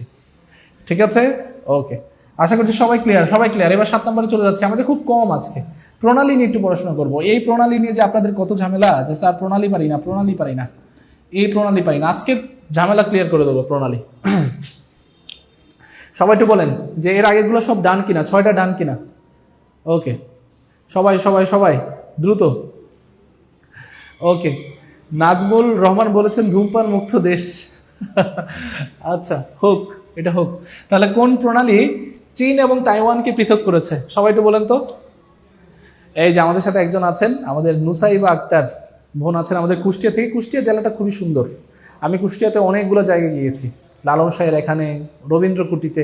ঠিক আছে, সেখানে অনেকগুলো জেলায় গিয়েছি। কুষ্টিয়ার আরেকটা কোথায় যেন চা বিখ্যাত আছে, বলে গেলাম, খুব সুন্দর একটা চা পাওয়া যায়। আচ্ছা, যাই হোক, কোন প্রণালী চীন এবং তাইওয়ানকে পৃথক করে, সবাই একটু বলেন, প্রিয় ভাই বোন সবাই একটু বলেন, কোন প্রণালী চীন এবং তাইওয়ানকে পৃথক করে? প্রথমত পক প্রণালী। পক প্রণালী কোনটা আমরা জানি, এই পাশে দেখবেন যে ভারত এবং এই পাশে শ্রীলঙ্কা। এই যে ভারত এবং শ্রীলঙ্কাকে পৃথককারী যে প্রণালী, এই প্রণালীর নাম হচ্ছে পক প্রণালী। পক প্রণালী। এখন আপনারা কি করেন জানেন, ভারত শ্রীলঙ্কাকে পক দিল, এভাবে করে মুখস্থ করেন। ভারত শ্রীলঙ্কাকে পক দিল, আরে ভারত যদি মুখস্থ করেন, শ্রীলঙ্কা যদি মুখস্থ করেন, পকও যদি মুখস্থই করে নেন, তাহলে আর টেকনিকের কি দরকার, তাই না? তাহলে ভারত শ্রীলঙ্কাকে পক দিল, এরকম করে আসলে মনে করা যায় না। মূলত এটাকে আমরা মনে রাখবো কিভাবে জানেন, এটা হচ্ছে আমরা নদ নদী যেভাবে পড়েছি একটার পর একটা, ঠিক তেমনিভাবে যতগুলো সাগর উপর থেকে দক্ষিণ থেকে, উত্তর দক্ষিণ থেকে, ওই অঞ্চলটা থেকে বা উত্তর থেকে একদম দক্ষিণ দিকে নেমেছে, অথবা পূর্ব দিক থেকে পশ্চিম দিকে এসেছে, সবগুলো সাগর মহাসাগরের স্রোতধারাগুলো একটু মাথায় রাখবো, তারপর আস্তে আস্তে মুখস্থ করবো। এটা আপনি যত বেশি ম্যাপ অ্যানালাইজ করে পড়াশোনা করার চেষ্টা করবেন, তত বেশি আপনি ভালো করে আত্মস্থ করতে পারবেন। ঠিক আছে, তাহলে প্রথমটা হচ্ছে পক প্রণালী। এটা আমরা কিভাবে পড়বো, একটা একটা করে সলভ করি। যেমন আপনাদেরকে একটু একটা নজর একটু দেখিয়ে দিই। যেমন ধরেন, এটা হচ্ছে আমাদের পৃথিবী। এই পৃথিবীর মধ্যে আমরা জানি এই অঞ্চলটা জুড়ে, এই বিশাল অঞ্চল জুড়ে, এটা হচ্ছে ধরেন আমাদের এশিয়া মহাদেশ। এশিয়া মহাদেশের পাশে কে আছে বলেন তো? এই পাশে আছে ইউরোপ আছে, এবং ইউরোপের অঞ্চলটা নিয়েই এই অঞ্চলটাতে এরকম করে আছে আফ্রিকা। আমি একটু বাঁকা করে লিখছি যেন আপনাদের বোঝাতে ইজি হয়, আফ্রিকা। ওকে, তারপরে আপনারা দেখবেন এই অঞ্চলটাতে আফ্রিকাটা আর একটু বেন্ড হবে, এরকম হবে। তাহলে এখানে আফ্রিকাটা কিভাবে হবে, আফ্রিকাটা একটু চৌকা হয়ে এভাবে করে যুক্ত হবে। আচ্ছা, এই পাশে আছে কি বলেন তো? এই পাশে আছে উত্তর আমেরিকা এবং তার ঠান্ডি কাছে আছে দক্ষিণ আমেরিকা, এই পাশে আছে অ্যান্টার্কটিকা এবং ওশেনিয়া। এখন এই মহাদেশগুলো যখন আপনার কাছে থাকবে, যে স্যার আমার কাছে যখন পুরো পৃথিবীর যে অঞ্চলগুলো বা পৃথিবীর অঞ্চলগুলো কোথায় কোন পৃথিবী মনে রাখা যায়, বা পৃথিবীর কোন অঞ্চলের প্রণালীগুলো আছে কীভাবে মনে রাখা যায়, এই ঝামেলাটা আপনার মধ্যে পড়ে। তো এটা আপনি কীভাবে মাথায় রাখতে পারেন? যেমন এশিয়া মহাদেশের ম্যাপটাই দেখলে আপনি দেখবেন যে এশিয়া মহাদেশটা পুরোটা কিন্তু থাকে না, এশিয়া মহাদেশটা এতটুকু পর্যন্ত থাকে, এখানে অনেকগুলা দেশ থাকে, আর এই পাশে একটু করে একটা অংশ থাকে, এটাকে বলা হয় আলাস্কা। আলাস্কা কোন দেশের? ইউএসের। এই অঞ্চলটা, এই আলাস্কাটা শুরু হবে কোন অঞ্চলটা থেকে? একদম উত্তরের পূর্বের এবং উত্তর পূর্বাঞ্চলীয় অঞ্চল থেকে। ঠিক আছে, তাহলে প্রণালীর উপর ইনশাল্লাহ আমরা একটা ক্লাস করব, প্রণালীর উপর একটা ক্লাস করব, সব প্রণালী শেষ করবো ইনশাল্লাহ। সবাই একটু কমেন্ট করেন যারা যারা প্রণালীর উপর ক্লাস চান, যে স্যার প্রণালীর উপর ক্লাস চাই, প্রণালীর উপরে ক্লাস চাই, সবাই একটু বলেন প্রণালীর উপর ক্লাস চাই। এটা সমান কমেন্ট করেন, যারা কমেন্ট করবে তাদের উপর ভিত্তি করে কিন্তু যত বেশি কমেন্ট আসবে তত বেশি এটা ক্লাস নেওয়ার চেষ্টা করবো আমরা ইনশাল্লাহ। আগামী ক্লাসে হতে পারে ক্লাসটা, ঠিক আছে? তাহলে প্রথমত আপনি ধরেন এই পাশটা থেকে এদিকে বেরিং প্রণালী, বেরিং প্রণালী থেকে সামনে এসে কোরিয়ার প্রণালী আছে, সামনে এসে আপনি রাশিয়ার মাঝখানে পাবেন তাতার প্রণালী, তাতার প্রণালী পার করে কোরিয়া প্রণালী, এই পাশে চীন এবং আপনি জানেন যে তাইওয়ানের মাঝখানে আছে হরমুজ প্রণালী। সামনে চলে আসবেন দেখবেন আছে ইন্দোনেশিয়া এবং সুমাত্রা দ্বীপের এই অঞ্চলে আছে মালাক্কা প্রণালী, সুন্দ্রা প্রণালী। এবাসে আসবেন ভারত এবং কার আছে শ্রীলঙ্কার পক প্রণালী। সামনে যাবেন এদিকে একটা আপনি জানেন পারস্য উপসাগর আছে, এখানে আছে হরমুজ প্রণালী। এদিকে বাবাল মান্দেব প্রণালী লোহিত সাগরকে যুক্ত করেছে। এদিকে আছে আমাদের সুয়েজ খাল, এদিকে আছে জিব্রাল্টার প্রণালী, এপাশে তুরস্কের পাশে দার্দেনালেস আছে, অনেকগুলো আর অনেক প্রণালী আছে। এপাশে রাশিয়া ইউক্রেনের মধ্যে আছে কার্চ প্রণালী। তাহলে এত এত গুরুত্বপূর্ণ প্রণালীগুলো আপনি কিভাবে মাথায় রাখতে পারবেন? যখন আপনি একটা ফ্লোতে সবগুলো প্রণালী একটা একটা করে সলভ করে যাবেন। আপনি যখন একবার এদিকে পড়বেন, আবার একবার দক্ষিণ এশিয়ায় চলে আসবেন, একবার ইউরোপে চলে যাবেন, একবার আমেরিকাতে চলে যাবেন, এভাবে করে পড়াশোনা করলে অন্তত আপনি জানেন যে প্রণালীর ক্লাসটা আপনি বুঝবেন না। তো আমরা প্রণালীর উপর ক্লাস আপনাদের কমেন্টের উপর ভিত্তি করে একটা প্রণালীর উপর ক্লাস নেব ইনশাল্লাহ। নেক্সট ক্লাসে আমরা প্রণালীর উপর ক্লাস নেব, আপনারা সবাই একটু কমেন্ট করবেন, ঠিক আছে? ওকে, ইনশাল্লাহ ইনশাল্লাহ সবাই সবাই সবাই প্রণালীর উপর ইনশাল্লাহ একটা ক্লাস নেব এবং এত সুন্দরভাবে আপনাদের মাথায় সেট করে দেব যেন এই প্রণালীটা আর কোনো সময় ভুল না হয়, ঠিক আছে? আপনারা বারবার করে পড়তে পারবেন। ওকে, এবার এটা একটু আনসার করেন, কোন প্রণালী চীন এবং তাইওয়ানকে পৃথক করেছে? চীনের সাথে অনেকগুলো দেশের সীমান্ত আছে, কিন্তু চীনের সাথে কিন্তু তাইওয়ানের সীমান্ত নেই, কারণ মাঝখানে একটা প্রণালী আছে। এই প্রণালীটার নাম হচ্ছে, আমরা জানি এটার নাম হচ্ছে ফরমোজা। Formosa, Formosa. এখন আপনি দুইটা নাম একটু কাছাকাছি, একটা হচ্ছে ফরমোজা আর একটা হচ্ছে হরমুজ। এই দুইটা নামে আপনাদের বেশিরভাগ 80% ঝামেলা হয়, যে স্যার হরমোজা, দুঃখিত ফরমোজা এবং হরমুজ এই দুইটা নামে আমাদের ঝামেলা হয়। মনে রাখবেন পৃথিবীতে সবচেয়ে বেশি মানুষ আছে কোথায়? বর্তমানে ভারতে। কিন্তু ভারতের মানুষ তো মোজা পরে না, যে মোজা পরে দিন রাত থাকে। মোজা পরে দিন রাত থাকে কারা? চাইনিজরা। তো যে কারণে চাইনিজদের প্রচুর পরিমাণে মোজা দরকার হয়। তো আমরা মনে রাখবো যে মোজা দরকার হয় যে রাষ্ট্রে, তার পাশে একটা মোজা নামের কি আছে, একটা প্রণালী আছে, সেটার নাম হচ্ছে ফরমোজা। এবং ফরমোজা কাদের পৃথক করেছে? চীনকে পৃথক করেছে। কোন দেশ থেকে বলেন তো? তাইওয়ান থেকে। তাইওয়ান থেকে পৃথক করেছে। তাহলে চীন তাইওয়ান পৃথক করেছে ফরমোজা। যুক্ত করেছে কোন পানির অঞ্চল বা কোন মহাসাগরগুলোকে, সাগরগুলোকে? এই পাশে হচ্ছে পূর্ব চীন সাগর এবং এই পাশে আছে দক্ষিণ চীন সাগর, ঠিক আছে? আমরা বিস্তারিত পড়বো ইনশাল্লাহ, প্রণালী ক্লাসে আমরা বিস্তারিত পড়বো। তাহলে এটা একটু মাথায় রাখবেন। ওকে, আপনাদের প্রণালী বলতে যে সব পড়ানো হবে এমন না, সবচেয়ে হাইলাইটেড প্রণালীগুলো যেগুলো আসার মতো সেগুলো পড়াবো, ঠিক আছে? ইনশাল্লাহ প্রণালীর উপর ক্লাস চাচ্ছেন আপনারা সবাই, ইনশাল্লাহ আমরা প্রণালীর উপর ক্লাস দেবো। তাহলে প্রণালী, কোন প্রণালী চীন এবং তাইওয়ানকে পৃথক করেছে? প্রিয় ভাই বোন আনসার করতে হবে ফরমোজা প্রণালী। আনসার কোনটা হবে? ফরমোজা প্রণালী। এখানে আপনি দেখছেন পক প্রণালী, এটা কাকে পৃথক করেছে? এটা ইন্ডিয়াকে পৃথক করেছে কার কাছ থেকে? শ্রীলঙ্কার কাছ থেকে পৃথক করেছে। এ পাশে পেয়েছেন হরমুজ প্রণালী, এটা ইরানকে পৃথক করেছে কার কাছ থেকে বলেন তো? পৃথক করেছে ইউএই বা সংযুক্ত আরব আমিরাত, তার কাছ থেকে। আবার এই পাশে তাতার প্রণালী, এটা রাশিয়াকে পৃথক করেছে রাশিয়ার কাছ থেকে, অর্থাৎ রাশিয়া মাইনাস তার একটা বিখ্যাত দ্বীপপুঞ্জ আছে, এটার নাম হচ্ছে শাখালিন। এই শাখালিন দ্বীপ থেকে রাশিয়াকে পৃথক করেছে তাতার প্রণালী। এগুলো কিন্তু আপনাদের জানতে হবে। রাশিয়াতে একটা জাতি ছিল তাতার জাতি, সেটার নাম অনুকরণে তাতার প্রণালীর নামকরণ করা হয়েছে। তাহলে আমরা মাথায় রাখবো কোন প্রণালী চীন এবং তাইওয়ানকে পৃথক করেছে, সেটা হচ্ছে ফরমোজা। আনসার হবে ফরমোজা। 7 নম্বর আশা করি ডান। প্রণালীর উপর ইনশাল্লাহ ক্লাস হবে, নেক্সট ক্লাস প্রণালীর উপর জান, বলে দিচ্ছি আপনাদেরকে। আপনারা সবাই খুব ভালো রেসপন্স করেছেন। তাহলে নেক্সট যে ক্লাসটা হবে সেটা হচ্ছে প্রণালীর উপরে। নেক্সট ক্লাস ইনশাআল্লাহ, নেক্সট ক্লাসটা কিসের উপর হবে? প্রণালীর উপর হবে, এবং কেউ মিস দেওয়া যাবে না এই ক্লাসটা, এবং একটা অবিস্মরণীয় একটা ঐতিহাসিক ক্লাস হবে ইনশাআল্লাহ। পরেরটাতে চলে যাই আমরা।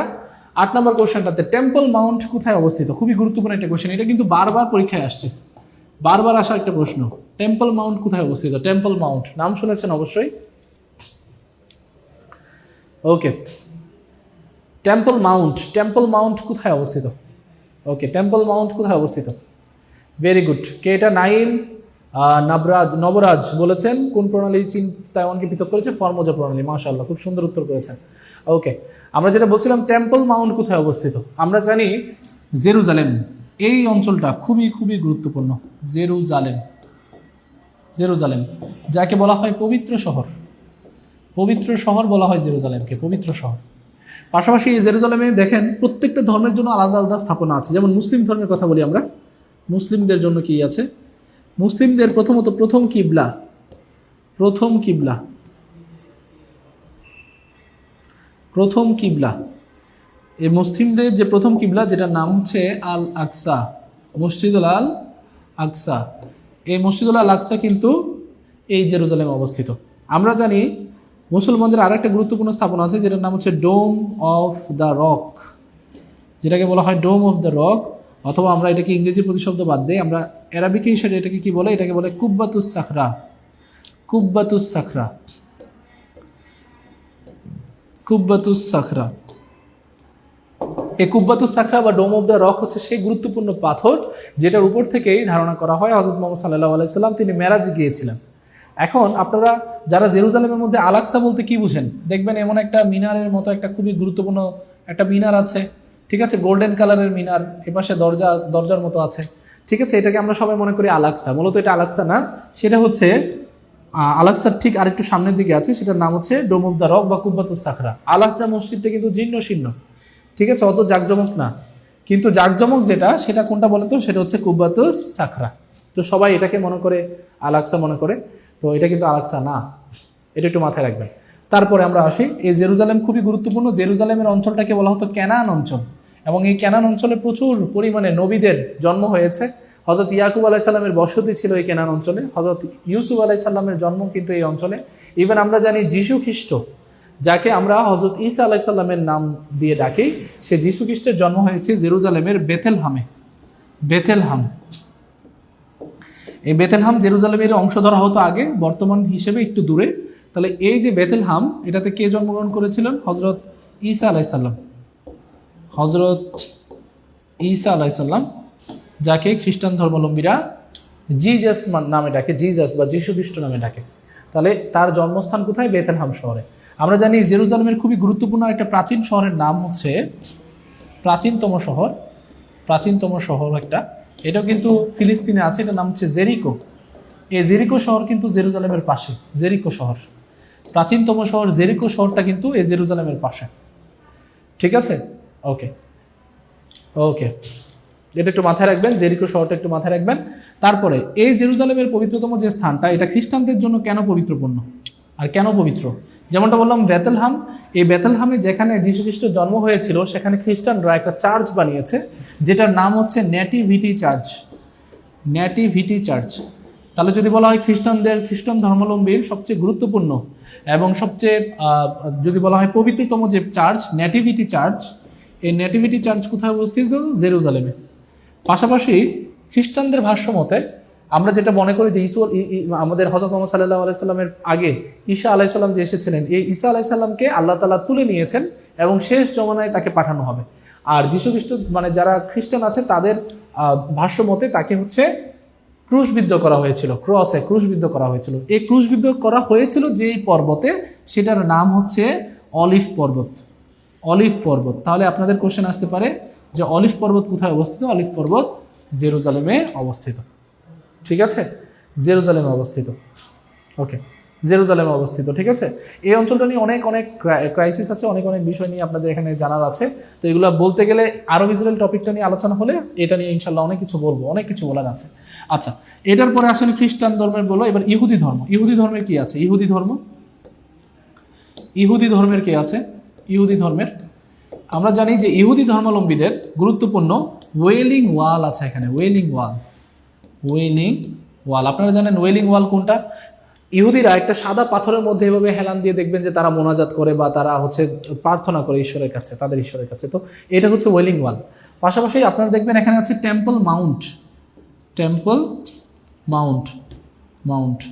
এই টেম্পল মাউন্ট যেটা, এটা কিন্তু তারা temple Mount 1, temple 1, temple 2, temple 3 এভাবে করে করে থার্ড টেম্পল তৈরি করতে চায়।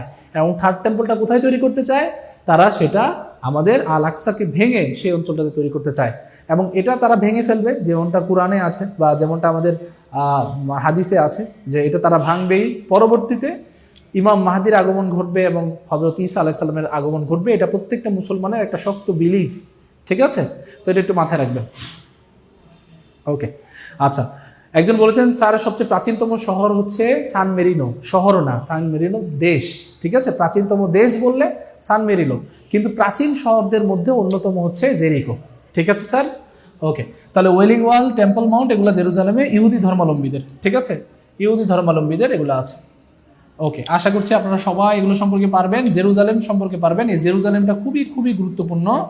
এই জেরুজালেম 1967 সালে ইসরায়েলের দখলে চলে যায়, পূর্ব বা পশ্চিম জেরুজালেম অঞ্চলটা। তাহলে ইসরায়েল দখলে আছে, ইসরায়েল দখলে নেই, ইসরায়েল দখল নেয়। 67 যে যুদ্ধ, 67 যুদ্ধের সময় ইসরায়েল দখল নিয়েছিল। আর এখানে আলেপ্পো শহর সিরিয়াতে দরকার নাই, এটা জেরুজালেম। বেজিং চীনের রাজধানী। উলান বাটোর, এটা খুব গুরুত্বপূর্ণ। উলান বাটোর হচ্ছে মঙ্গোলিয়ার রাজধানী। চেঙ্গিস খানের নাম শুনেছেন? চেঙ্গিস খান, এই চেঙ্গিস খানের মঙ্গোলিয়ার রাজধানী হচ্ছে উলান বাটোর। উলান বাটোর হচ্ছে চেঙ্গিস খানের সেই মঙ্গোলিয়ার অঞ্চল, যেখানে হচ্ছে আমাদের খুবই গুরুত্বপূর্ণ গোবি মরুভূমি আছে। গোবি মরুভূমি আছে কোথায়? মঙ্গোলিয়ার উলান বাটোর অঞ্চলে। গোবি মরুভূমি, ঠিক আছে? গোবি মরুভূমি আছে এই উলান বাটোর অঞ্চলে। ওকে, পরেরটাতে চলে যাই স্যার, পরেরটাতে চলে যাই। Which of the following planet, একটু ভুল আছে, which of the following planet is called red planet? একটা ইংরেজিতে প্রশ্ন স্যার, বলেন তো একটু পারবেন কিনা সবাই?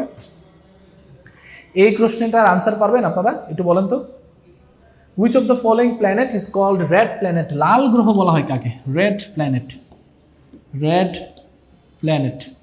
তাহলে রেড প্ল্যানেট বলা হয় কাকে? লাল গ্রহ বলা হয় কাকে? এখানে 4-5টা গ্রহের নাম বলেছে, আমি একটু করে যদি আলোচনা করি। যেমন ধরুন এই পাশ থেকে যাই, এই পাশ থেকে প্রথমে আসবে ভেনাস।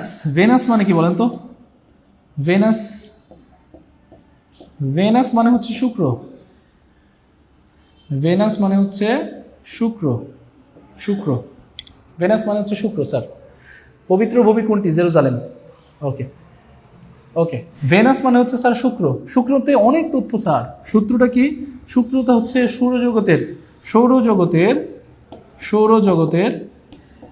সৌরজগতের সবচেয়ে উষ্ণতম, আমরা যদি বলি উষ্ণতম, একটু খেয়াল করবেন সময়, উষ্ণতম, সবচেয়ে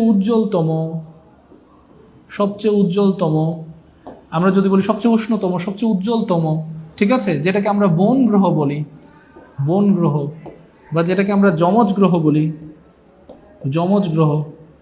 যেটাকে আমরা শুকতারা বলি, সকালের আকাশে শুকতারা বলি না? এই যে আপনারা উপমা দেন যে তুমি আমার শুকতারা, তুমি আমার সন্ধ্যা তারা, এই তারাটা কি আসলেই তারা? না, সেটা হচ্ছে কি? সেটা হচ্ছে শুক্র গ্রহ। তাহলে শুকতারা, সন্ধ্যার আকাশে সন্ধ্যা তারা, এই যে সন্ধ্যা তারা, এটা কারা? এটা মূলত শুক্র। এবং পৃথিবীর নিকটতম গ্রহ হচ্ছে শুক্র। দুঃখিত, পৃথিবীর নিকটতম গ্রহের নাম কি? শুক্র। পৃথিবীর নিকটতম গ্রহ, তাহলে পৃথিবীর নিকটতম গ্রহ। সৌরজগতের কততম গ্রহ? দ্বিতীয় গ্রহ। সৌরজগতের দ্বিতীয় গ্রহ। পাশাপাশি এটার কিন্তু উপগ্রহ নেই। অনেক তথ্য দেখেছেন, কত তথ্য। উপগ্রহ নেই শুক্রতে এবং বুধ, এই দুইটা। তাহলে আমরা একটা নিয়ে আলোচনা করলাম, সেটা হচ্ছে ভেনাস বা শুক্র। শুক্র হচ্ছে সৌরজগতের দ্বিতীয় গ্রহ। এটা সৌরজগতের সবচেয়ে উষ্ণতম, সবচেয়ে উজ্জ্বলতম বন গ্রহ, যমজ গ্রহ। শুকতারা বলা হয় কারণ অনেক উষ্ণ, আর সন্ধ্যার আকাশে এত উষ্ণ, এত উজ্জ্বল যে তাকে সন্ধ্যা তারা মনে হয়। মূলত সে কিন্তু তারা না, নক্ষত্র না, সে গ্রহ। তার নিজস্ব আলো নেই, সে অন্যের আলো ধার করে চলে, ঠিক আছে? ওকে, মাশাআল্লাহ। তারপরটা উপগ্রহ নেই কোথায়? এই শুক্র গ্রহে। এটা একটা গেল। তারপরে আসি কোনটা বলেন তো? এটার পরে আসে পৃথিবী মানে কোনটা? আর্থ। এই আর্থকে বলা হয় নীল গ্রহ বা ব্লু প্ল্যানেট বলা হয় আর্থকে, পৃথিবী, ঠিক আছে? আমরা জানি নীল গ্রহ বলা হয় পৃথিবীকে। পৃথিবীর একটা উপগ্রহ আছে, আপনারা জানেন, চাঁদ। আপনারা উপমা দেন যাকে দিয়ে। এই চাঁদে একটা অবস্থিত একটা সাগর আছে, এটার নাম হচ্ছে শান্ত সাগর। একবার পরীক্ষাতে এসেছিল যে শান্ত সাগর কোথায় অবস্থিত। তাহলে শান্ত সাগর কোথায় অবস্থিত? চাঁদে। আমরা জানি পৃথিবী এবং চাঁদের আকর্ষণের ফলে কিন্তু ঋতু পরিবর্তন হয়, আমরা জানি জোয়ার ভাটা সৃষ্টি হয়, এগুলো বেসিক, এগুলো আপনারা জানেন, এগুলো লিখে দিচ্ছি না, আশা করছি এগুলো পারবেন। এটার পরে কোনটা আছে? মার্স। মার্স মানে হচ্ছে খুবই গুরুত্বপূর্ণ। মার্স মানে কোনটা বলেন তো? মার্স মানে হচ্ছে মঙ্গল। আপনাদের জীবনে মার্স আসুক, ঠিক আছে, মঙ্গল আসুক। আচ্ছা, তাহলে এই যে মঙ্গল যে গ্রহটা, মঙ্গলটাকে আমরা বলছি লাল গ্রহ বা রেড প্ল্যানেট। রেড প্ল্যানেট বলছি এটাকে আমরা, রেড প্ল্যানেট। মঙ্গল গ্রহকে বলছি লাল গ্রহ বা রেড প্ল্যানেট। এই মঙ্গল গ্রহটা একটু মাথায় রাখবেন, সৌরজগতের নিকটতম গ্রহ না। এই যে কে বলেছেন এটা? নাজিয়া খান রাত্রি বোন আমাদের বলেছেন সৌরজগতের নিকটতম গ্রহ শুক্র, হবে না। যদি বলা হয় সূর্যের নিকটতম গ্রহ তাহলে হবে বুধ, আর যদি বলা হয় পৃথিবীর নিকটতম সৌরজগতের গ্রহ কোনটি, তখন আপনি আনসার করবেন শুক্র। আশা করছি ক্লিয়ার। এবার দেখেন, তাহলে এবার আমরা যেটা বলছিলাম যে মার্স বা মঙ্গল, এটাকে কেন রেড প্ল্যানেট বলা হয়? এই রেড প্ল্যানেটে মার্স বা মঙ্গলের দুইটা খুবই গুরুত্বপূর্ণ উপগ্রহ আছে। একটার নাম হচ্ছে ফোবস, একটার নাম হচ্ছে ফোবস, আর আরেকটার নাম হচ্ছে ডিমোস। ফোবস এবং ডিমোস। যেমন পৃথিবীর চাঁদ কয়টা? একটা, ঠিক আছে। আর মঙ্গলের চাঁদ কয়টা বলেন তো? দুইটা। একটার নাম হচ্ছে ফোবস, একটার নাম ডিমোস। আল্লাহ বাঁচাইছে যে আপনাদের চাঁদ কিন্তু দুইটা না, আপনাদের চাঁদ কিন্তু একটা। কারণ ধরেন আপনি আপনার প্রিয়জনকে বললেন যে তোমাকে দেখতে ফোবসের মতো লাগছে, তখন দেখবেন আপনার প্রিয়তমা কিন্তু রাগ করে বলবেন কি, আমাকে ফোবসের মতো লাগতেছে, ডিমোস তো বেশি সুন্দর, তুমি আমার ডিমোসের সাথে তুলনা দিলা না কেন? হ্যাঁ, দেখবেন যে শেষ, ঠিক আছে। তো আল্লাহ কিন্তু সবকিছু বুঝে শুনেই তৈরি করেছেন। তো আপনারা যেন একটাকেই উপমা হিসেবে দিতে পারেন, এই জন্য আপনাদের জন্য একটাই রাখছে। আর আল্লাহ না করুক যদি বৃহস্পতি হয়ে যেত, জুপিটার, সেখানে অসংখ্য, সেখানে কিন্তু অসংখ্য চাঁদ আছে, তাহলে কিন্তু আপনি কিন্তু সেখানে ঝামেলায় পড়ে যেতেন যে কাকে তুলনা দেব, ঠিক আছে। ওকে ওকে, আশা করছি আপনারা সবাই ক্লিয়ার, এটা সম্পর্কে আপনারা সবাই পারবেন। এই ডিমোস যেটা আছে, ফোবস এবং ডিমোস, ডিমোসটা হচ্ছে সবচেয়ে ক্ষুদ্রতম উপগ্রহ, সৌরজগতের সবচেয়ে ক্ষুদ্রতম উপগ্রহ হচ্ছে এটা। আর সৌরজগতের সবচেয়ে বৃহত্তম গ্রহ হচ্ছে এটা, যেটার নাম হচ্ছে বৃহস্পতি। আমরা এটা নিয়ে আর বিস্তারিত না বলি, বৃহস্পতি। বৃহস্পতির উপগ্রহ আছে গ্যানিমিড। গ্যানিমিডটাও কিন্তু সবে অনেক গুরুত্বপূর্ণ। এই গ্যানিমিডটা হচ্ছে সৌরজগতের সবচেয়ে বৃহত্তম উপগ্রহ। ওকে, হ্যাঁ, এই যে শিপন দাস ভাই বলেছেন ব্রেকআপ হয়ে যেত, রাইট, ঠিক আছে। লাস্ট কোয়েশ্চেন, আরেকটা মতো কোয়েশ্চেন দিয়ে আজকে শেষ করবো। বাংলাদেশ বিশ্বের সবচেয়ে বড়, বিশ্বের সবচেয়ে লবণাক্ত বা বিশ্বের সবচেয়ে লবণাক্ত হ্রদ কোনটি? লবণাক্ত মানে কি বলেন তো? যেটাতে প্রচুর পরিমাণে লবণ আর লবণ, ঠিক আছে। লবণাক্ত হ্রদ কোনটি? লবণাক্ত হ্রদ কোনটি? স্যার সবাই একটু আনসার করতে হবে। বিশ্বের সবচেয়ে লবণাক্ত হ্রদ কোনটি? আমি একটু হ্রদ সম্পর্কে একটু বলে আসি। আপনারা অনেকে কিন্তু হ্রদ বানানটা ভুল লেখেন, দেখেন আমিও আজকে হ্রদ বানানটা নতুন করে শিখেছি আমাদের সকিনা স্যারের কাছ থেকে। আমি টাইপ করছিলাম আমাদের টাইপার স্যারের সাথে, তো তখন স্যার কি লিখলো? হ্রদ লিখলো। তো আমি আমার অবচেতন মন এটা ধরতে পারে নাই, কিন্তু আমাদের সকিনা স্যার বাংলার বস, তিনি বলেছেন মঈন স্যার এটাতে কিন্তু একটা ভুল আছে, এটা হবে না স্যার, এটা হবে। তো আমি বললাম আসলেই তো স্যার, এটা হয়তো। তো তারপরে এটা বুঝলাম, তাহলে আপনারা কিন্তু শিখবেন, ঠিক আছে। তাহলে হ্রদ বানানটা এইভাবে হবে। এবার বিশ্বের সবচেয়ে লবণাক্ত হ্রদ, স্যার সবাই একটু আনসার করবেন কোনটা? ওকে ওকে ওকে, এটা কোনটা হবে? বিশ্বের সবচেয়ে লবণাক্ত হ্রদ কোনটা হবে স্যার? একটু মাথায় রাখবেন। বিশ্বের সবচেয়ে লবণাক্ত হ্রদের আগে আমরা একটু বলে আসি হ্রদ সমগ্র। হ্রদ সমগ্র একটু পড়ে আসি, হ্রদ সমগ্র, হ্রদ সমগ্র একটু পড়ে আসি। এই হ্রদ সমগ্র পড়তে গেলে প্রথমত আপনাদের কাছে আসবে সবচেয়ে বৃহত্তম হ্রদ কোনটি? বৃহত্তম হ্রদ কোনটি? বৃহত্তম যে হ্রদ, এই বৃহত্তম হ্রদটা হচ্ছে ক্যাসপিয়ান সাগর। নামে হ্রদ হলেও কিন্তু এটা সাগরের মতো বিশাল, ঠিক আছে। ক্যাসপিয়ান হ্রদ বা ক্যাসপিয়ান সাগর, আমি ক্যাসপিয়ান হ্রদই দিচ্ছি, সাগর আর না বলি, যেন আপনাদের মধ্যে ঝামেলা না আসে, ঠিক আছে। ওকে ওকে, নাজিয়া বোন আমাদের বলেছেন আমাদের চারপাশে সব মেধাবী, চাকরির জন্য হাহাকার করছি, আমি মেধাবী না, এমন কিছুই না। স্রষ্টার জগতে যত সৃষ্টিকর্তা করেছেন, বিশেষ করে আশরাফুল মাখলুকাত হিসেবে আমাদের যাদের তৈরি করেছেন, আমরা সবাই কিন্তু প্রচণ্ড পরিমাণে মেধাবী। শুধুমাত্র আমরা কাজ করছি না, আমরা চেষ্টা করব, আমরা চেষ্টা করেই যাব যতক্ষণ পর্যন্ত না আমাদের হালাল রিজিকের একটা ব্যবস্থা হয়, ঠিক আছে। আমরা ইনশাল্লাহ সবাই পারবো, এবং আমি জানি আপনি পারবেন। আমি আপনাকেই বলছি যে দেখছেন, আপনি ইনশাল্লাহ পারবেন। আমার ওই দোয়া এবং ওই ভরসা আছে আপনার উপরে, ইনশাল্লাহ আপনিই পারবেন, ঠিক আছে। তো সবাই একটু দেখেন, প্রিয় ভাই বোন, সবাই একটু দেখেন যে বৃহত্তম হ্রদ যেটা ক্যাসপিয়ান সাগর, এটা মূলত মধ্য এশিয়াতে অবস্থিত, মধ্য এশিয়া অঞ্চলে অবস্থিত এই ক্যাসপিয়ান সাগর, পৃথিবীর সবচেয়ে বড় হ্রদ এটা। তারপরে আমরা যদি বলি সবচেয়ে সুপেয় পানির হ্রদ, সুপেয় পানি খাওয়া যায়, সুপেয় পানির বৃহত্তম হ্রদ, এই সুপেয় পানির বৃহত্তম যে হ্রদ এই সুপেয় পানির বৃহত্তম হ্রদের নাম হচ্ছে superior lake. Superior lake, superior lake. আমরা জানি ইউএসএ এবং কানাডার মাঝখানে 5টা দেশ আছে, 5টা হ্রদ আছে, যেগুলোকে বলা হয় গ্রেট লেকস। এই গ্রেট লেকসের সবচেয়ে বড় এবং সুপেয় পানির মধ্যে সবচেয়ে বড় লেকের নাম হচ্ছে সুপিরিয়র লেক। Superior lake. আচ্ছা, মাউনা লোয়া এটা কিন্তু কোনো হ্রদ না, এটা কিন্তু বাদ। মাউনা লোয়া কি জিনিস? মাউনা লোয়া হচ্ছে পৃথিবীর সবচেয়ে বৃহত্তম আগ্নেয়গিরি। পৃথিবীর সবচেয়ে বৃহত্তম আগ্নেয়গিরি, ভলকেনো যেটাকে আমরা বলি, আগ্নেয়গিরি। এই পৃথিবীর সবচেয়ে বৃহত্তম যে আগ্নেয়গিরি, এটার নাম হচ্ছে মাউনা লোয়া। এবং এই মাউনা লোয়াটা কোথায় অবস্থিত? ইউএসএ এর 50তম অঙ্গরাজ্য, যেটাকে আমরা কি নামে বলি জানেন স্যার? সেটাকে আমরা বলি হাওয়াই দ্বীপপুঞ্জ। হাওয়াই দ্বীপ। এই হাওয়াই দ্বীপে অবস্থিত বিশ্বের সবচেয়ে বড় অ্যাক্টিভ ভলকেনো বা সক্রিয় আগ্নেয়গিরির নাম হচ্ছে মাউনা লোয়া। এই হাওয়াই দ্বীপপুঞ্জের রাজধানীটা খুবই গুরুত্বপূর্ণ এবং খুবই কেমন জানো একটু, এটার রাজধানীর নাম হচ্ছে, হাওয়াই দ্বীপপুঞ্জের রাজধানীর নাম হচ্ছে, আমি একটু লিখে দিচ্ছি, হুনুলুলু। ঠিক আছে, হুনুলুলু। তাহলে হুনুলুলু কার রাজধানী? হাওয়াই দ্বীপপুঞ্জের রাজধানী হচ্ছে হুনুলুলু। এবং এটা ইউএসএর বা আমেরিকার 50তম সর্বশেষ অঙ্গরাজ্য। সেটাতে পৃথিবীর সবচেয়ে বৃহত্তম অ্যাক্টিভ ভলকেনো বা আগ্নেয়গিরি আছে, যেটার নাম হচ্ছে মাউনা লোয়া। ওকে ওকে।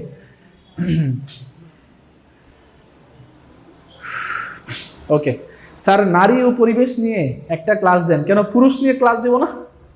নারী ও পরিবেশ নিয়ে ক্লাস দেব ইনশাল্লাহ অবশ্যই। প্রথম নারী কারা ছিল, ঠিক আছে, এগুলো থেকে আপনাদের কোশ্চেন আসতে পারে। ওকে, আশা করছি আপনারা পারবেন। তাহলে এবার লাস্টেরটা কি হবে? এটাই আনসার হবে। মৃত সাগর কোথায় অবস্থিত? জর্ডানে অবস্থিত মৃত সাগর। হযরত লূত আলাইহিস সালামের একটা কিন্তু কাহিনী আছে এই মৃত সাগরকে নিয়ে। এবং এই মৃত সাগরে এত পরিমাণে লবণ যে আপনারা যারা সাগরে গিয়েছেন, সাগরের পানি যারা একটু মুখে নিয়েছেন, তারা বুঝতে পারবেন যে কত পরিমাণে লবণাক্ত। এই বেসিক লবণ থেকে প্রায় 30 থেকে 32 গুণ বেশি লবণ থাকে কোথায়? মৃত সাগরে। যে কারণে মানুষরা কিন্তু সেখানে ভেসে থাকে। পানিতে অনেক পরিমাণে আপনার ঘনত্ব থাকার কারণে লবণের মানুষ সেখানে ভেসে থাকে। এটাই হচ্ছে মৃত সাগর জর্ডানে অবস্থিত। জর্ডান বলতে ইসরায়েল জর্ডানের বর্ডারে অবস্থিত আর কি। তাহলে আনসারটা আপনারা সবাই পারবেন যে বিশ্বের সবচেয়ে লবণাক্ত হ্রদের নাম হচ্ছে মৃত সাগর। ওকে ওকে, মাশাআল্লাহ সবাই। আর যেহেতু সবগুলো দিয়েছি, গভীরতমটা দিলে ক্ষতি কি? গভীরতমটা দিয়ে দেয়। গভীরতম হ্রদ হচ্ছে রাশিয়ার বৈকাল হ্রদ। লেক বৈকাল আপনারা পড়েছেন না? এই বৈকাল হ্রদ। তাহলে রাশিয়ার বৈকাল হ্রদটা হচ্ছে সবচেয়ে গভীরতম। ওকে, বৈকাল হ্রদ। ওকে, স্যার বলেছেন স্যার গণঅভ্যুত্থান নিয়ে একটা ক্লাস ইনশাল্লাহ হবে। আমরা টপিক বেস ক্লাস আরো বেশি নিব। আপনাদের যত বেশি কানেকশন থাকবে তত বেশি আমরা টপিক বেস ক্লাস নেব। আমাদের আজকের ক্লাসটা মাত্র 10টা টপিকের উপরেই ছিল। ইনশাল্লাহ আগামী ক্লাসে আমরা সব প্রণালী নিয়ে ক্লাস করবো। আপনারা সবাই একটু এখন আমাদেরকে একটু ফিডব্যাক দেন যে কেমন লেগেছে ক্লাসটা। এভাবে টপিক বেস ক্লাস নিলে আপনাদের কেমন হয়, নাকি একটা টপিক বেস ক্লাস নেব, একাধিক টপিক নিব, নাকি একটা?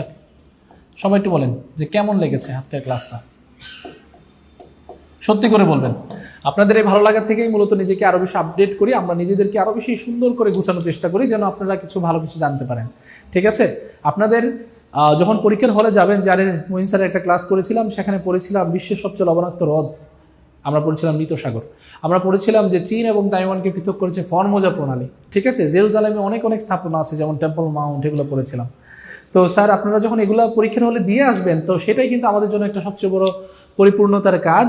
ঠিক আছে, তো আপনারা একটু কষ্ট করে সবাই একটু বলবেন। ঠিক আছে, ইনশাল্লাহ আমরা অনেক ভালো ক্লাস আরও নিয়ে আসছি আপনাদের জন্য। নেক্সট ক্লাস ইনশাল্লাহ প্রণালীর উপরেই হবে। তো এই ক্লাসগুলা আপনাদের সামনে নিয়ে আসছি। আর আপনারা যাদের অনুরোধ ছিল বারবার 10 থেকে 20তম গ্রেডের যে পরীক্ষার কোর্সগুলো, যেগুলো আমরা প্রতিদিনই বলে থাকি, যারা মহিন স্যারের ক্লাস প্রতিদিন করতে চান, যারা সাইদুল স্যারের ক্লাস প্রতিদিন করতে চান, ঠিক আছে, যারা করতে চান আমাদের সকিনা স্যারের ক্লাস, সোহেল স্যারের ক্লাস, আমাদের ইকরাম স্যারের ক্লাস, ম্যাথ ক্লাস, ঠিক আছে, ওকে, তাহলে তারা একটু কি করবেন, তারা আজকের ক্লাসটাতে অবশ্যই আমাদের সাথে যুক্ত হয়ে যাবেন। আর আপনারা কিভাবে যুক্ত হবেন সেটা আমরাও বলছি। সেটা হচ্ছে আমাদের যতগুলো কোর্স আছে প্রাইমারি শিক্ষক নিবন্ধনের 19তম নিবন্ধন, প্রিলির 10 থেকে 20তম গ্রেডের যতগুলো লিখিত কোর্স আছে, এগুলো কিন্তু আপনারা সবাই 3500 টাকার একটা কোর্স ফিতে যুক্ত হতে পারেন। কিন্তু আজকের ক্লাসটাতে যেমনটা স্যার প্রতিবারই দিয়ে থাকি, আজকের ক্লাসটাতে যারা যুক্ত হবেন তাদের জন্য মহিন স্যারের পক্ষ থেকে 50% একটা ডিসকাউন্ট থাকবে ইনশাআল্লাহ। ওকে, ডিসকাউন্ট একটা থাকবে, 50% ডিসকাউন্ট থাকবে। হ্যাঁ, তাহলে এই যে 50% যে ডিসকাউন্টটা, এটা আপনি প্রাইমারি শিক্ষক নিয়োগের ক্ষেত্রেও করতে পারেন, এটা আপনি 19তম নিবন্ধনের ক্ষেত্রে করতে পারেন, পাশাপাশি 10 থেকে 20তম গ্রেডের যে চাকরি পরীক্ষা আছে সেটাতেও কিন্তু আপনি করতে পারেন। তাহলে এই যে আমাদের জাহাঙ্গীর হালদার স্যার, আমি পেইড ব্যাচের ক্লাসে আছি, খুবই ভালো মাশাআল্লাহ।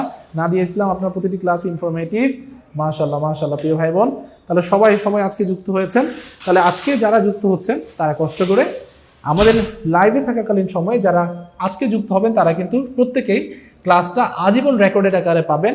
পাশাপাশি আপনারা প্রতিটা ক্লাসের এক্সাম পাবেন এবং 4টি বিষয়ের উপরে একটা পূর্ণাঙ্গ হাইলাইট পাবেন, 4টি আলাদা আলাদা হাইলাইট, যেটার মূল্য প্রায় 1200 টাকা। তাহলে আপনি 50% ছাড়ে 1750 টাকায়, 1750 এবং 1750, এই 50% ছাড়ে যারা 1750 টাকার কোর্সে যারা ভর্তি হবেন তারা 1200 টাকা সমমূল্যে হাইলাইটগুলো পেয়ে যাবেন। পাশাপাশি এই হাইলাইটটা এবং এই ক্লাসগুলো রেকর্ডেড থাকবে আজীবন, অর্থাৎ মহিন স্যারের ক্লাস আপনি আজীবন করতে পারবেন যতদিন পর্যন্ত আপনার একটা ভালো একটা ফলাফল না হয়। ঠিক আছে স্যার?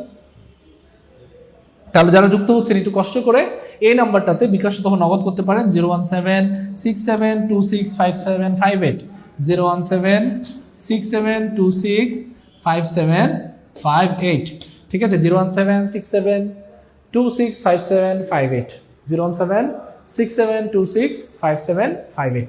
এই নাম্বারটাতে সবাই একটু পেমেন্ট করার পরে অবশ্যই কমেন্টে লিখবেন পেমেন্ট ডান, কারণ পেমেন্ট ডান লিখলে কিন্তু আমরা বুঝতে পারবো যে আপনার পেমেন্টটা হয়েছে এবং আপনাকে অ্যাড করে দেওয়া হবে।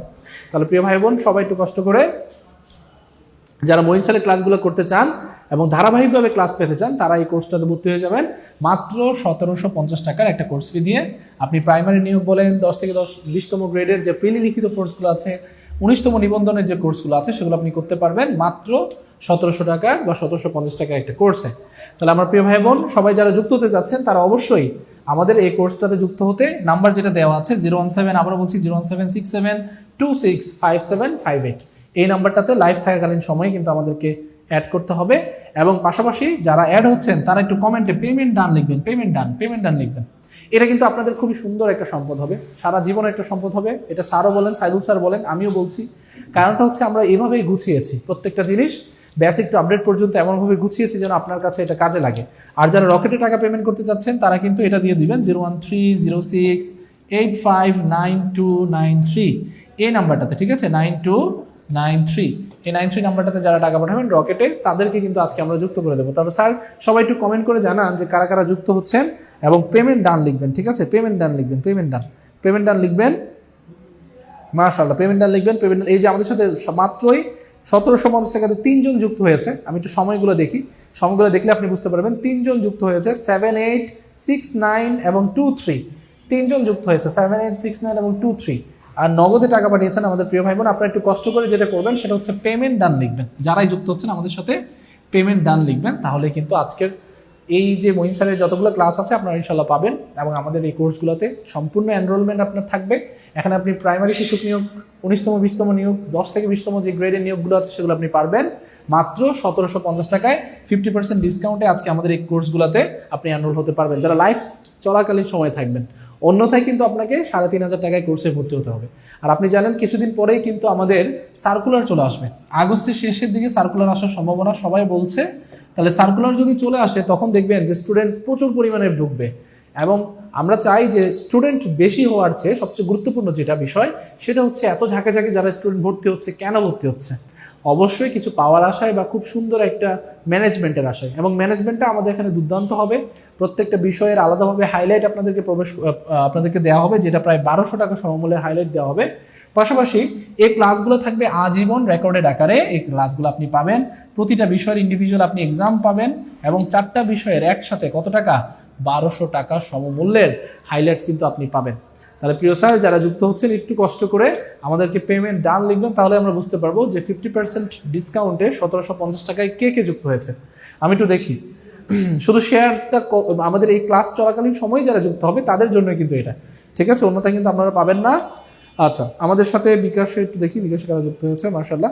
আমাদের সাথে লাস্টে 326 থেকে একজন যুক্ত হয়েছে, আমাদের সাথে যুক্ত হয়েছে 5555 থেকে যুক্ত হয়েছে একজন, 038 থেকে যুক্ত হয়েছে একজন, 0000 থেকে একজন যুক্ত হয়েছে এবং 95 থেকে একজন। মাশাআল্লাহ, এই যে আপনারা যারা দ্রুত ডিসিশন নিতে জানেন তাদের কিন্তু একটা ভালো দিক হচ্ছে যে আপনারা দ্রুত ডিসিশনও নেন এবং দ্রুত আপনাদের চাকরির প্রস্তুতিটাকে আরো বেশি শানিত করেন, এটা আপনাদের একটা বড় দিক।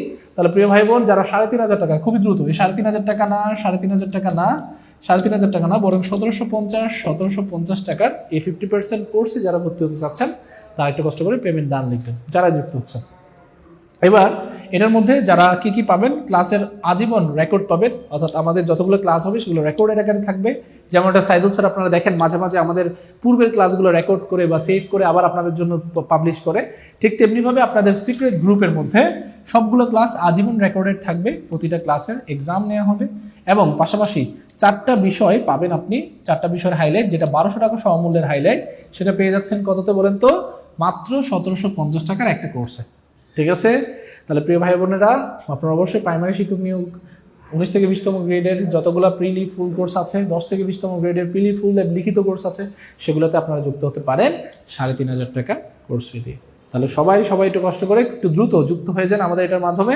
এবং আমরা এই 01767265758 01767265758, আবারও বলছি 01767265758 এই নাম্বারটাতে যারা নগদে লাইভ থাকাকালীন সময়ে নগদ এবং বিকাশে পাঠাবেন, সেন্ড মানি করতে পারবেন।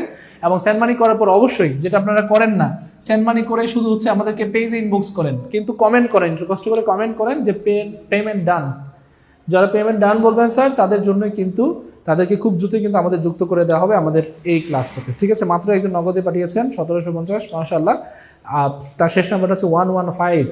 তাহলে 115 থেকে যিনি পাঠিয়েছেন, ভাই একটু পেমেন্ট ডান লিখেন, আপনারা যেন আপনাদের ফ্রেন্ড সার্কেলরা, যারা বন্ধু বান্ধবরা অথবা যারা শুভাকাঙ্ক্ষীরা যারা দেখছে তারা উৎসাহিত হয় আমাদের কোর্সটা সম্পর্কে। তো আপনারা যেটা করবেন, প্রাইমারি শিক্ষক নিয়োগের ক্ষেত্রে 19তম 20তম গ্রেডের বা 10 থেকে 20তম গ্রেডের প্রিলি ফুল কোর্সের ক্ষেত্রে এই 3,500 টাকার ফুল কোর্সটা আপনি পাচ্ছেন মাত্র 1750 টাকা এবং এটা 50% অফে। এবং পেমেন্ট ডান যারা লিখবেন তাদেরকে কিন্তু আমরা অবশ্যই খুব দ্রুত অ্যাড করে দেবো, ঠিক আছে। একটু কষ্ট করে পেমেন্ট ডান লিখবেন। এবার পরেরটাতে আমরা চলে আসি। আমাদের এই অঞ্চলে আমাদের যেটা দেওয়ার কথা ছিল মঈন স্যারের পক্ষ থেকে আপনাদেরকে অলরেডি দিয়ে দেওয়া হয়েছে, 50% অফ দেওয়া হয়েছে। তাই খুব দ্রুত, দেরি না করে মাত্র 1750 টাকার যে আমাদের ক্রাইটেরিয়া দেওয়া হয়েছিল 1750 টাকা আর 1750 টাকা, 3,500 টাকা নয়, এটাতে আপনারা যুক্ত হলে বা যারা যুক্ত হচ্ছেন একটু কষ্ট করে পে করে পেমেন্ট ডান লিখবেন, যেন আমরা বুঝতে পারি যেন আপনারা যুক্ত হয়েছেন আমাদের এই ক্লাসটাতে, ঠিক আছে। এবং পাশাপাশি আবারও বলে রাখছি, আপনারা প্রায় 1200 টাকা সমমূল্যের হাইলাইটগুলা পেয়ে যাবেন, আপনার বাসায় পৌঁছে যাবে এগুলো ইনশাআল্লাহ, ঠিক আছে। তাহলে যারা যুক্ত হচ্ছেন তারা এই নাম্বারটাতে 01767265758, আবার বলছি 01767265758 এই নাম্বারটাতে আপনারা টাকা পাঠিয়ে আমাদের সাথে আজকে যুক্ত হতে পারেন। এবং এটা কিন্তু আপনাদের বিশাল রকম একটা বেনিফিট দিবে সামনের যতগুলো সার্কুলার আসছে সবগুলো সার্কুলার, ঠিক আছে। লাস্ট 10 মিনিটস আপনাদের জন্য সময় দেওয়া হলো। এই 10 মিনিটের মধ্যে যারা যুক্ত হবেন তারাই কিন্তু 50% অফের এই ছাড়টা পাবেন। লাইভ চলাকালীন সময়ে স্ক্রিনশট নিয়ে কিন্তু যুক্ত হয়ে যেতে হবে অথবা পেমেন্ট করে পেমেন্ট ডান লিখতে হবে, ঠিক আছে। তাহলে প্রিয় ভাই বোন, সবাই একটু কষ্ট করে আমাদের এই নাম্বারটাতে একটু মেসেজ করে দিতে পারেন অথবা যুক্ত হয়ে যেতে পারেন আমাদের এই কোর্সটাতে। মাত্র কত টাকায়? মাত্র 1750 টাকা কোর্স ফিতে। সবাইকে ক্লিয়ার বলেন তো একটু? সবাইকে এই কোর্সটা নেওয়ার জন্য আগ্রহী কিনা এবং সবাইকে চান কিনা?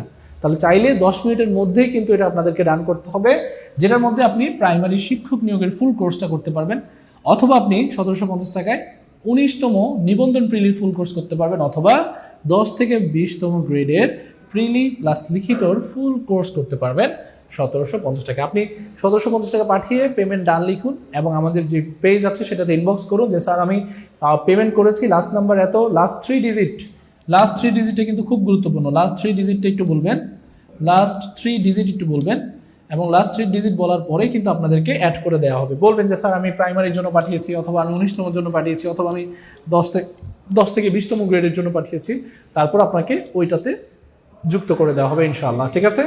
তাহলে এই অফারে যারা লাইভে থাকাকালীন সময় যারা যুক্ত হতে চাচ্ছেন প্রিয় ভাই বোন, সবাই একটু কষ্ট করে 01767265758 01767265758 এই নাম্বারটাতে আপনারা টাকাটা পাঠিয়ে দিতে পারেন এবং এটা ইনশাল্লাহ আপনাদের একটা বিশাল সম্পদ হবে।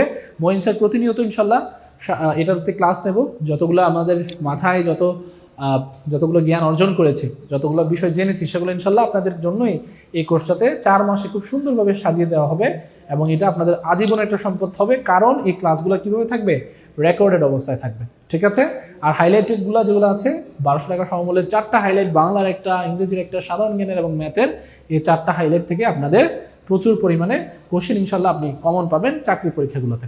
তাহলে প্রিয় ভাই বোন, মাত্র শেষ লাস্ট 5 মিনিট আপনাদেরকে সময় দিলাম। এই 5 মিনিটের মধ্যে আপনারা যারা পেমেন্ট ডান লিখবেন এবং লাস্ট ডিজিটগুলোকে পূর্ণ করবেন, তারাই কিন্তু আমাদের এই কোর্সটাতে ভর্তি হতে পারছেন মাত্র 1700 কত টাকায়, 50 টাকায় যুক্ত হতে পারছেন। তাহলে সবাই একটু যুক্ত হয়ে যাবেন 1750 টাকার এই কোর্সটাতে। এবং আপনারা এটাতে কি পারবেন, যাক মাশাআল্লাহ, একজন বিকাশ সাহেব টাকা পাঠিয়েছেন, মাত্র বিকাশ একজন পাঠিয়েছেন টাকা, এক বড় ভাই পাঠিয়েছেন, লাস্ট হচ্ছে 430 থেকে একজন টাকা পাঠিয়েছেন, 430 থেকে একজন পাঠিয়েছেন। ওকে প্রিয় ভাই বোন, অনেক ধন্যবাদ। তাহলে যারা বিকাশ থেকে টাকা পাঠাচ্ছেন অবশ্যই আপনি একটু বলবেন যে লাস্ট নাম্বারটা কত, লাস্ট নাম্বারটা একটু কমেন্টে বলবেন, লাস্ট নাম্বার, ঠিক আছে। তাহলে অবশ্যই 1750 টাকা, এই 1750 টাকা কোর্স ফি পাঠিয়ে আপনারা একটু পেমেন্ট ডান লিখবেন, তাহলে আমরা বুঝে যাব যে আপনি আমাদের এই কোর্সটাতে যুক্ত হতে চাচ্ছেন। তাহলে ভাইরা, আমাদের প্রিয় ভাই বোনেরা সবাই একটু যুক্ত হয়ে যাবেন, ঠিক আছে। সবাই একটু কষ্ট করে যুক্ত হয়ে যাবেন, ঠিক আছে। ওকে, 10:40 এখনও কিন্তু স্টুডেন্টরা যুক্ত হচ্ছে, মাশাআল্লাহ, ঠিক আছে। এইমাত্র একজন ভাই পাঠালেন, যার লাস্ট নাম্বার হলো কত, 430, তিনি কিন্তু 1750 টাকা এই কোর্সটাতে ভর্তি হয়েছেন, মাশাআল্লাহ। তাহলে এই প্রাইমারি শিক্ষক নিয়োগ কোর্সের ক্ষেত্রে 19তম বিষয়ের ক্ষেত্রে 10 থেকে 20তম গ্রেডের যতগুলো লিখিত প্রিলির পরীক্ষা আছে, এগুলোতে যুক্ত হতে চাইলে আপনারা পেমেন্ট ডান লিখবেন। আমাদের সময় কিন্তু প্রায় শেষ, সবাই একটু কষ্ট করে দ্রুত এখনই পেমেন্ট ডান লিখে আমাদের এই কোর্সটাতে যুক্ত হয়ে যাবেন। আমরা আরেকটা জিনিস আপনাদের জন্য অফার রাখতে পারি, সেটা হচ্ছে আমাদের যে ভাই বোনেরা এখন আর্থিক সমস্যায় আছে, অথবা যাদের একটু ফাইন্যান্সিয়াল ক্রাইসিস আছে, অথবা যারা এখন বন্যার কারণে ঝামেলায় আছে, অথবা যাদের হাতে এখন বর্তমানে টাকা নেই বা মোবাইলে স্যার টাকা নেই, তারা কি করবেন, তারা একটা স্ক্রিনশট নিয়ে নেবেন, আজকের ক্লাসটা একটা স্ক্রিনশট নিয়ে নেবেন, একটা স্ক্রিনশট নেবেন এবং এই স্ক্রিনশটটা নিয়ে অবশ্যই আমাদের পেজের মধ্যে ইনবক্স করে দিবেন যে স্যার আমার কাছে ছিল না, আমি একটু ঝামেলার মধ্যে ছিলাম, আমি চাচ্ছি আপনাদের এই অফারের মধ্যেই ভর্তি হতে। তাহলে হোয়াটসঅ্যাপে যাদের আর্থিক সমস্যার কারণে ঝামেলায় আছেন, তারা 017, আমি বলে দিচ্ছি আবার 01767265758 এই নাম্বারে আপনারা সেন্ড মানি করে পরবর্তীতে একই অফারে ভর্তি হতে পারবেন। এটা কিন্তু মঈন স্যারের পক্ষ থেকে আপনাদেরকে প্রতিদিনই দেওয়া হয় বা প্রতি ক্লাসেই কিন্তু এই অফারটা আপনাদেরকে দেয়। তাহলে একটু প্রিয় ভাই বোনরা সবাই একটু কষ্ট করে, যাদের আর্থিক সমস্যা আছে, যারা একটু ঝামেলায় আছেন, তারা এটা একটু ফলো করবেন, তারা এই নাম্বারটা একটু সেভ করে রাখবেন, স্ক্রিনশট দিয়ে আপনারা নেক্সট ডে যখনই ভর্তি হতে চাচ্ছেন, অর্থাৎ আগামীকালকে 12টার মধ্যে যারা ভর্তি হতে চাচ্ছেন, তারা কিন্তু এটাতে এই কোর্সে ভর্তি হতে পারবেন। কয়টায়? 11টা না, আমি প্রতিদিন 1 ঘন্টা বাড়িয়ে দিই, আজকে বাড়িয়ে দিচ্ছি 12টা, ঠিক আছে। 12টার মধ্যে, আগামীকালের মধ্যে, স্যার আগামীকালকে 12টার মধ্যে টাকা পাঠিয়ে ইনশাল্লাহ আপনাদের এই কোর্সটাতে এনরোল করব। তারা যারা আছেন তাদের জন্যই কিন্তু এই নাম্বারটা এবং এই হোয়াটসঅ্যাপ নাম্বারটা আপনাদের জন্য খোলা আছে। আপনাদের জন্য অনেক অনেক শুভকামনা রইল, অনেক অনেক দোয়া রইল আমার প্রিয় ভাই বোনেরা। আপনারা সবাই এই কোর্সগুলোতে যুক্ত হয়ে নিজের স্বপ্নের চাকরিগুলো, যতগুলো চাকরি আছে যেগুলোতে আপনি চাকরিতে প্রতিষ্ঠিত হয়ে আপনি নিজেকে প্রতিষ্ঠিত করতে চান, আপনি সমাজে নিজের মুখটাকে উজ্জ্বল করতে চান, তারা কিন্তু এই কোর্সটা যুক্ত হতে পারেন। আপনাদের জন্য অনেক অনেক শুভকামনা, অনেক অনেক অনেক অনেক ভালোবাসা, দোয়া রেখে আজকের ক্লাসটা এখানে শেষ করছি। আপনাদেরকে এই কোর্সটাতে ভর্তির দাওয়াত দিয়ে আজকের এই ক্লাসটা এখানে শেষ করছি। আসসালামু আলাইকুম সবাইকে।